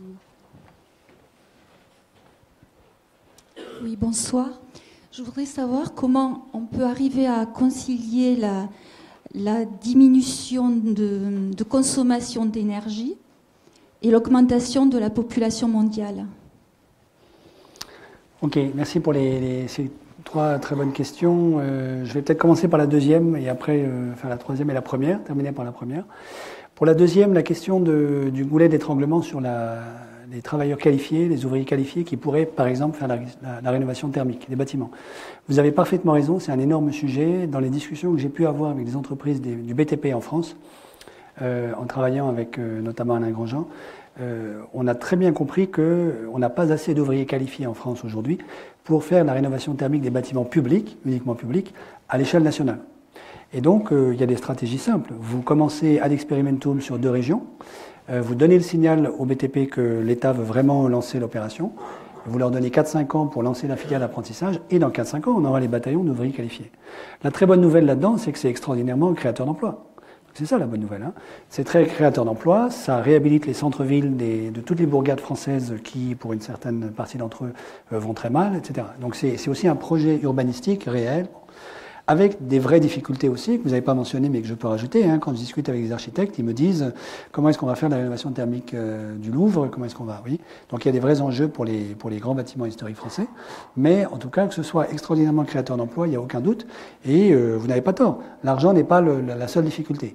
Il n'en demeure pas moins que dans un contexte où on a des finances publiques assez dégradées, vous ne pouvez pas demander aux collectivités locales de financer la rénovation thermique des bâtiments publics, vous ne pouvez pas demander aux ménages non plus de financer la rénovation thermique de leurs bâtiments résidentiels. Donc il y a une question de où on met l'argent sur la table et comment vous faites de l'effet de levier. Bon. On a étudié tout ça et il y a des vraies solutions qui ont été proposées à l'époque au secrétaire général adjoint de l'Élysée, Emmanuel Macron, donc il les connaît. Elles font certainement partie du carton à dessin de Nicolas Hulot. Et donc je sais en tout cas que c'est faisable. J'espère que ça va être mis en œuvre dans les années qui viennent. De mon point de vue, évidemment, c'est au niveau européen qu'il faut le faire. Vous mettez d'un côté la Banque Centrale Européenne, la Banque Européenne d'Investissement, éventuellement, pourquoi pas la BERD, la Banque Européenne de Reconstruction et Développement. Ces trois banques à elles seules peuvent financer très très facilement un énorme effort de rénovation thermique des bâtiments publics à l'échelle européenne. Et ça, c'est un vrai projet de société, comme j'ai essayé de le suggérer. Après, vous avez dit très rapidement, et là, ça me permet de répondre aussi à la troisième question, comment est-ce qu'on fait comment est-ce que vous allez réussir la transition énergétique dans un contexte de démographie croissante et sans baisser le PIB? C'était un peu ça, à la fois, la deuxième partie de votre question et la question de mademoiselle. Alors, pour répondre à cette question, on va faire un exercice d'algèbre extrêmement simple. Alors, pour les matheux, vous allez voir, c'est trivial. Pour les autres, c'est trivial aussi. C'est très simple. Vous commencez par regarder une équation, imaginez ça, dans laquelle vous mettez à gauche du signe égal la quantité de CO2 émise. Et puis, à droite du signe égal, vous remettez la même quantité. Donc, CO2 égale CO2. Je pense que là, tout le monde est d'accord, c'est une pure tautologie. OK ? Maintenant, vous vous rappelez de votre cours de mathématiques de 6e, 5e, et vous vous souvenez de l'antienne qu'on vous a répétée, j'ai le droit de multiplier en haut et en bas par la même quantité sans altérer l'égalité. OK ? Donc, le terme de droite de votre égalité, vous le multipliez, par exemple, par l'énergie consommée. Donc maintenant, j'ai CO2 égale CO2 divisé par énergie multiplié par énergie. Tout le monde est d'accord ? Vous refaites l'opération avec le PIB. Je multiplie en haut et en bas par PIB. Vous refaites l'opération avec la population. Je multiplie en haut et en bas par population. Tout le monde est d'accord dans cette salle pour me dire que la tautologie initiale est préservée. Or, maintenant, si vous y réfléchissez, je suis en train de vous dire que la quantité de CO2 émise est toujours égale à la population, multipliée par le PIB divisé par la population, c'est-à-dire le revenu par tête, multiplié par l'énergie consommée divisée par le PIB, autrement dit l'intensité énergétique du PIB, multiplié par la quantité de CO2 divisée par l'énergie consommée, autrement dit le caractère plus ou moins polluant de l'énergie. Okay ? Maintenant, vous voulez réduire la quantité de CO2 émise, parce que c'est ça l'enjeu, pour ce qui est du climat. Même pour être tout à fait précis, si on veut garder les plus de degrés à la fin du siècle, il faut que le monde entier soit neutre en carbone, en émissions carbone nettes, autour de 2070. Ce qui veut dire qu'il faut que, si on émet encore du CO2 en 2070, il faut que la totalité de ce qu'on émettra encore à l'époque soit entièrement capturée par des techniques de capture et de stockage de CO2. Et là-dessus, j'ouvre une parenthèse tout de suite pour éviter les fantasmes techno-optimistes. Je ne crois pas du tout que le CCS, donc la capture et le stockage de carbone, nous permettra de continuer à polluer comme nous le faisons aujourd'hui. Donc ça va nous obliger de toutes les manières à la sobriété, puisqu'on n'a pas, à ma connaissance, et on n'aura pas non plus dans les décennies qui viennent, de solution de stockage à l'échelle industrielle qui permettrait de stocker la totalité du CO2 que nous émettons aujourd'hui. Donc il faut viser la quasi-nullité de nos émissions brutes autour de 2070. Donc il faut que le terme de gauche de mon égalité, CO2 égale, rappelez-vous, il faut que ce terme de gauche tende vers zéro avant 2070. Donc il faut qu'il y ait un terme dans la partie de droite de l'égalité qui tende vers zéro. Alors, question, est-ce qu'on peut faire tendre vers zéro la population ? Alors ça va rejoindre un tout petit peu la première question de monsieur. Ça, c'est évidemment la dictature. Vous faites une dictature et puis vous laissez mourir toute une série de personnes dont vous jugez qu'elles sont inutiles. C'est possible. Je ne dis pas que ce type de scénario apocalyptique soit infaisable. Il y a un fascisme écologique politiquement envisageable. Le fait qu'on ait tant de pays aujourd'hui qui s'orientent vers des solutions dictatoriales n'est pas absolument, à mon avis, un hasard. Je ne dis pas que c'est ce qui va se passer, j'espère bien que non. Et donc la question que nous posent nos trois amis sur comment est-ce qu'on fait une société décentralisée avec des communs, ça c'est un modèle de société sympathique. Mais il faut être conscient du fait qu'il n'est pas inscrit dans un grand livre dans le ciel. Premièrement, la population. Et là-dessus, vous connaissez aussi le scénario médian des Nations Unies, c'est on va vers 9 milliards en 2050, probablement, plutôt 11 milliards à la fin du siècle, s'il n'y a pas de catastrophe d'ici là. Et on n'est pas sûr non plus aujourd'hui que 11 milliards soit vraiment le plateau. Vous avez des démographes aujourd'hui qui disent, bon, peut-être que la transition démographique en Afrique subsaharienne va être tellement lente que 11 milliards ne sera pas le maximum de la population humaine. Donc la population, ça me paraît difficile de la baisser. Deuxième terme, le revenu par tête, rappelez-vous, PIB divisé par population. Moi, je ne connais pas de politique qui se fasse élire dans quelque pays que ce soit sur le thème « je vais baisser votre revenu par tête ». D'accord ? Donc c'est difficile. Alors de nouveau, si vous mettez en place une bonne dictature, ça va être plus facile. Mais dans un régime démocratique libéral, ça va être compliqué. Pire encore, et ça va répondre en partie au sujet croissance du PIB, si vous voulez que le PIB par habitant continue d'augmenter, alors admettons, vous voulez qu'il augmente de 2% par an, ça veut dire qu'il va être plus que multiplié par 2 d'ici 2050. Donc ça veut dire que dans votre terme de droite, de l'égalité, vous avez un élément, un membre, qui lui va être multiplié par 2 d'ici 2050. Donc si vous voulez que les autres tendent vers zéro, il faut qu'ils décroissent encore plus vite. Par exemple, si vous voulez diviser par 2 la quantité de CO2 émise, il faut que les autres termes soient divisés par 4. Vous voyez ?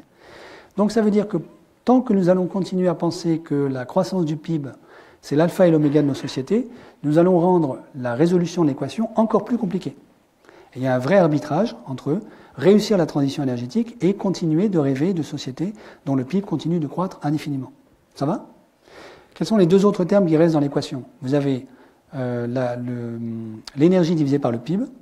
Donc ça, c'est l'intensité énergétique du PIB. Ça veut dire, avec 1 euro de PIB, combien est-ce que vous consommez d'énergie ?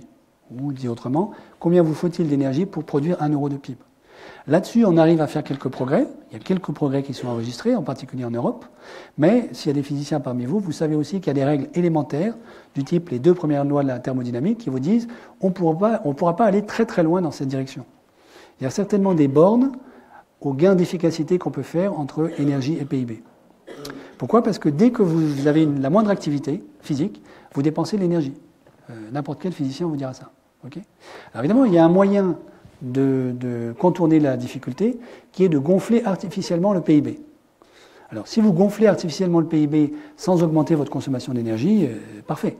Alors une manière de le faire, l'OCDE y a pensé en 2014, c'est d'introduire la prostitution dans le PIB. Certains hauts esprits dans leur bureau se sont dit, au fond, si on comptabilisait la prostitution dans le PIB, ça ferait augmenter le PIB. Et comme on veut augmenter le PIB, ben voilà. Donc vous voyez que ça, c'est, quand vous avez un problème, votre gamin est malade, plutôt que de le soigner, vous cassez le thermomètre. C'est ça que ça veut dire. Voilà. Donc c'est certainement pas la bonne idée. Autrement dit, on peut faire un peu de découplage énergie-PIB, mais pas beaucoup. Dès qu'on rentre dans le dur du PIB, c'est-à-dire le PIB physique, et pour le nommer de manière technique, le travail utile, useful work, au sens par exemple de Robert Ayres, vous êtes piégé par la nécessité impérative d'utiliser de l'énergie. Et ça, c'est la première et la deuxième loi de la thermo qui vous le disent. Dernier terme, le ratio CO2 sur énergie. Et donc c'est le terme sur lequel on peut agir. C'est-à-dire la quantité de CO2 que vous émettez par exemple par joule d'énergie dissipée. Et ça, c'est le thème de nos 3 amis. C'est comment vous passez d'une économie ou d'une société très très carbonée vers une société décarbonée. Vous voyez ? Donc là, on a des gains phénoménaux à faire, et c'est un petit peu ce que j'ai essayé de vous suggérer pendant mon exposé. Alors pour terminer de répondre au monsieur qui a posé la première question, comment est-ce qu'on va imposer à la population française ? Moi, j'ai 2 éléments de réponse par rapport à cette question politique, fondamentale. La première, c'est, j'ai essayé de le suggérer sur le ton de l'humour, qu'il y ait une trajectoire dictatoriale n'est pas exclue. Ce n'est pas du tout celle que j'appelle de mes voeux, mais elle est possible. Deuxièmement, mon expérience à moi, c'est que ce ne sont pas les populations précaires dans la Creuse profonde. Je fais exprès de donner cet exemple, parce que personne ne sait où est la Creuse, personne ne connaît la Creuse, à part ceux qui s'arrêtent dans le train à la souterraine. Ce n'est pas les populations rurales dans l'hyper-ruralité du désert français qui sont contre la transition. Les agriculteurs creusois, ils voient tous les jours le dérèglement climatique, ils voient les chênes qui disparaissent, ils voient les nappes phréatiques qui s'épuisent, donc ils comprennent très bien ces sujets, et ils sont très très disposés à la transition écologique. Ceux qui ne voient pas le problème, ce sont les urbains, en centre-ville, quelque part dans le 5e arrondissement, sur les petites collines, très éduqués, plutôt des hommes de plus de 60 ans. Alors ceux-là, comme on ne leur a jamais parlé du problème quand ils étaient étudiants, comme ce sont des gens brillants, ils ont des postes à haute responsabilité, donc ils n'ont plus du tout le temps d'étudier, même d'ouvrir un bouquin, c'est compliqué d'ouvrir un livre. Comme on ne leur en a pas parlé quand ils étaient étudiants, ils ne croient pas au sujet. Vous voyez ? Il y a un vrai, même si plus personne aujourd'hui, je crois, ose être climato-sceptique, il y a un pas entre ne plus oser dire qu'on est climato-sceptique et prendre les vraies décisions. Vous voyez ? Si vraiment il y avait une prise de conscience massive, on ne serait pas là en train de discuter, on serait en train d'agir aujourd'hui pour la transition écologique. Et là, il y a un vrai travail de conversion à faire et qui n'est pas opéré aujourd'hui. Mais j'espère qu'une initiative comme Trèves permettra d'y contribuer. Du coup, je me permets même de relancer sur ça. En fait, nos propres expériences l'ont plutôt démontré, ce que vient de dire M. Giraud. Typiquement, c'est vraiment, comme le disait Damien au tout début, l'une de nos premières excursions en région Île-de-France sur le plateau du Gâtinais, avec un champ éolien, donc onshore, qui a mis plusieurs années pour se développer.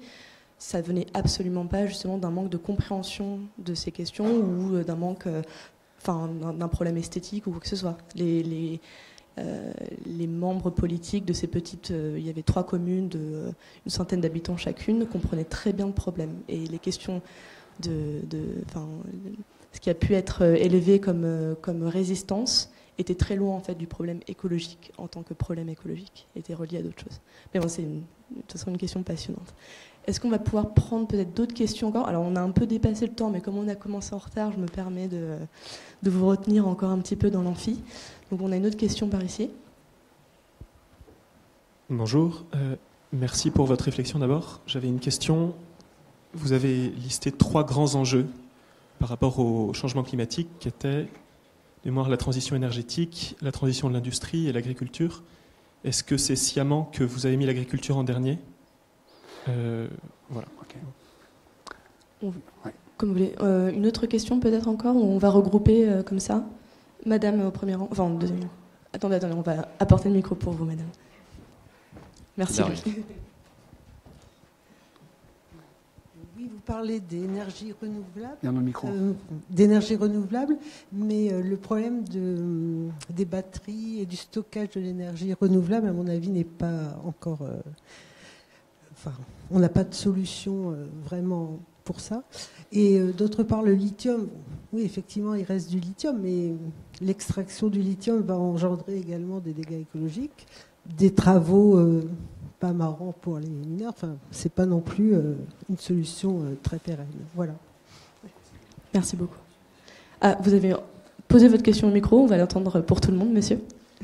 Moi, je me demande vraiment si vous croyez sincèrement à la transition énergétique, quoi. Parce que l'intermittence des énergies renouvelables, quoi, ça va poser un problème quand même. D'accord. Alors, attendez, rappelez-moi la toute première question. Sur l'ordre des arguments. Alors, oui, c'est volontaire parce que c'est l'ordre sur lequel a atterri le comité des experts pour le débat national sur la transition énergétique. Le point, c'est qu'est-ce qui est le plus facile à faire et qu'est-ce qu'on peut faire tout de suite.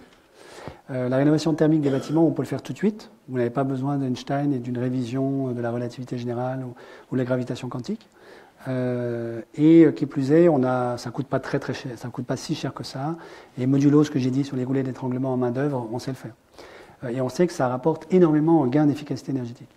Le verdissement des processus industriels, c'est déjà plus compliqué.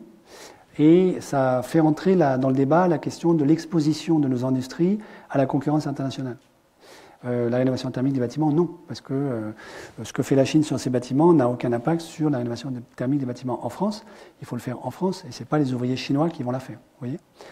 À partir du moment où vous touchez au processus industriel, vous entrez dans un débat qui est déjà plus compliqué, et il faut regarder quelles sont les industries qui sont exposées à la concurrence internationale, et comment on peut aménager ça.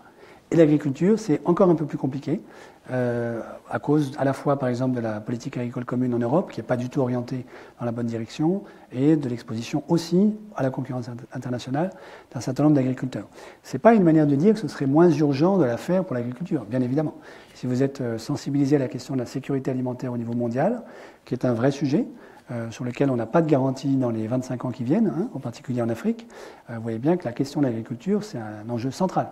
Mais vous savez aussi qu'il y a encore, y compris dans la profession des agronomes, d'énormes débats homériques entre, pour caricaturer, les défenseurs de l'agroécologie, permaculture, agroforesterie d'un côté, et l'école de Michel Griffon, écologie intensive de l'autre. Vous voyez ?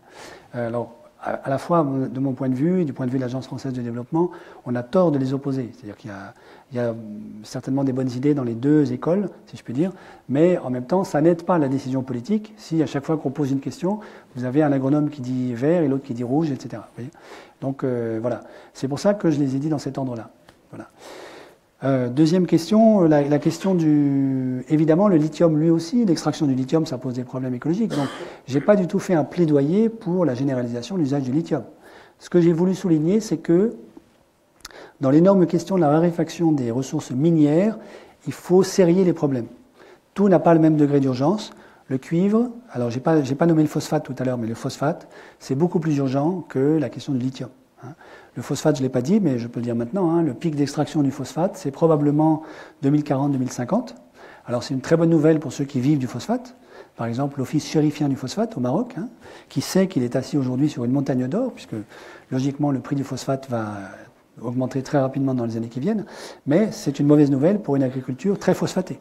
Et donc ça pose la question de comment vous amorcer une transition agricole d'une agriculture qui dépend du phosphate vers une agriculture déphosphatée.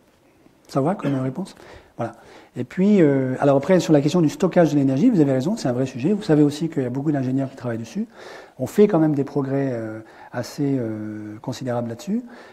Donc, par exemple, sur toujours au Maroc, puisque moi je m'occupe à l'AFD de projets dans les pays du Sud, on arrive à stocker autour de Ouarzazate l'électricité, enfin l'énergie liée à une centrale solaire pendant 10 heures aujourd'hui.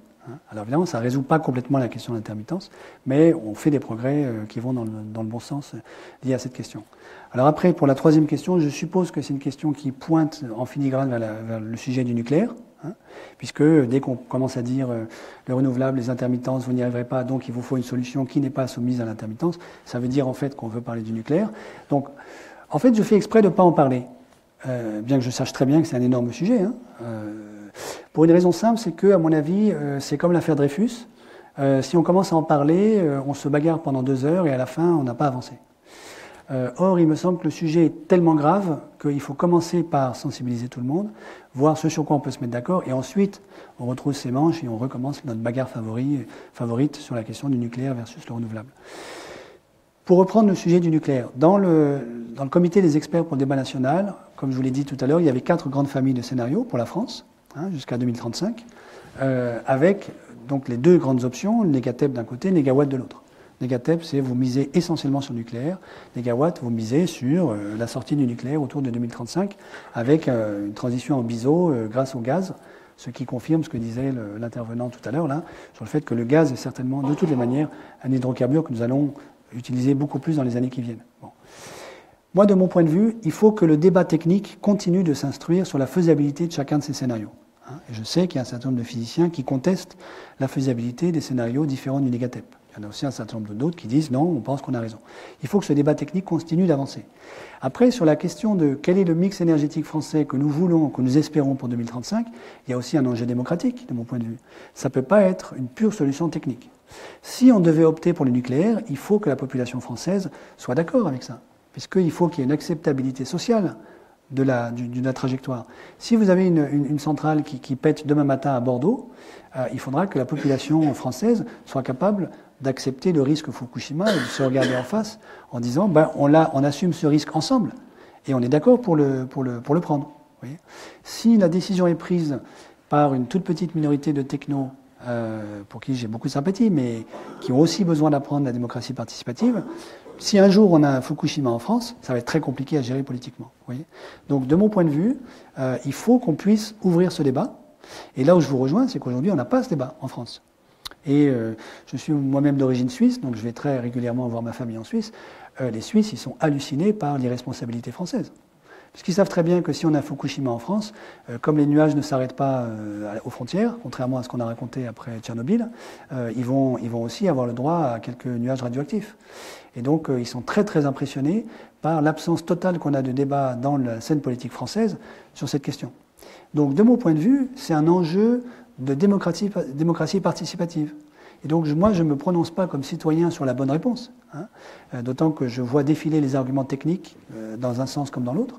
Donc je redis, ma position c'est, il faut que le débat technique continue d'avancer, pour qu'on puisse affiner de plus en plus la compréhension qu'on a des scénarios, et éventuellement en jeter un si vraiment à la fin on se rend compte qu'il y en a un qui n'est pas possible.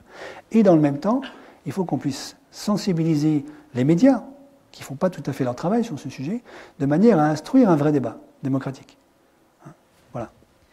Merci beaucoup pour cette réponse. Encore une fois, ça rejoint de toute manière les grosses conclusions que nous, on tire pour l'instant à gros traits. Et les questions d'acceptabilité, qui ont été de toute manière un énorme enjeu de nos questionnaires portés devant environ 90 personnes, se sont affinées. Et notamment, on s'est tourné vers certains moments sur des questions esthétiques, des questions cognitives. Et ça fait partie, encore une fois, de ce qu'on a déjà pu poster sur notre site, trefproject.com, et ce qui sera de toute manière l'enjeu de nos prochains articles et prochaines productions. Je pense qu'on a encore le temps, si c'est possible pour vous, ou pas du tout. Très rapidement. Là. Très rapidement, peut-être pour juste deux dernières questions. Ouais, 2 questions, oui. 2 questions, allez.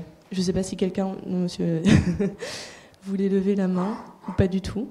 On peut aussi s'arrêter là, de toute manière, on a déjà largement dépassé le temps. Bon, okay. Adjugé vendu. Merci. D'accord. Écoutez, merci beaucoup pour votre patience, votre écoute, votre temps ce soir. Ça nous a été relativement précieux à tous les trois. Surtout qu'on ne sera pas forcément justement tous les trois pour toutes les séances. On a notamment, Louis et moi, d'autres obligations, mais on sera très heureux de vous retrouver au moins, je pense, tous les trois à la dernière séance, qui sera cette fois-ci en anglais, puisqu'on fait venir des gens qu'on a rencontrés durant le voyage. Donc...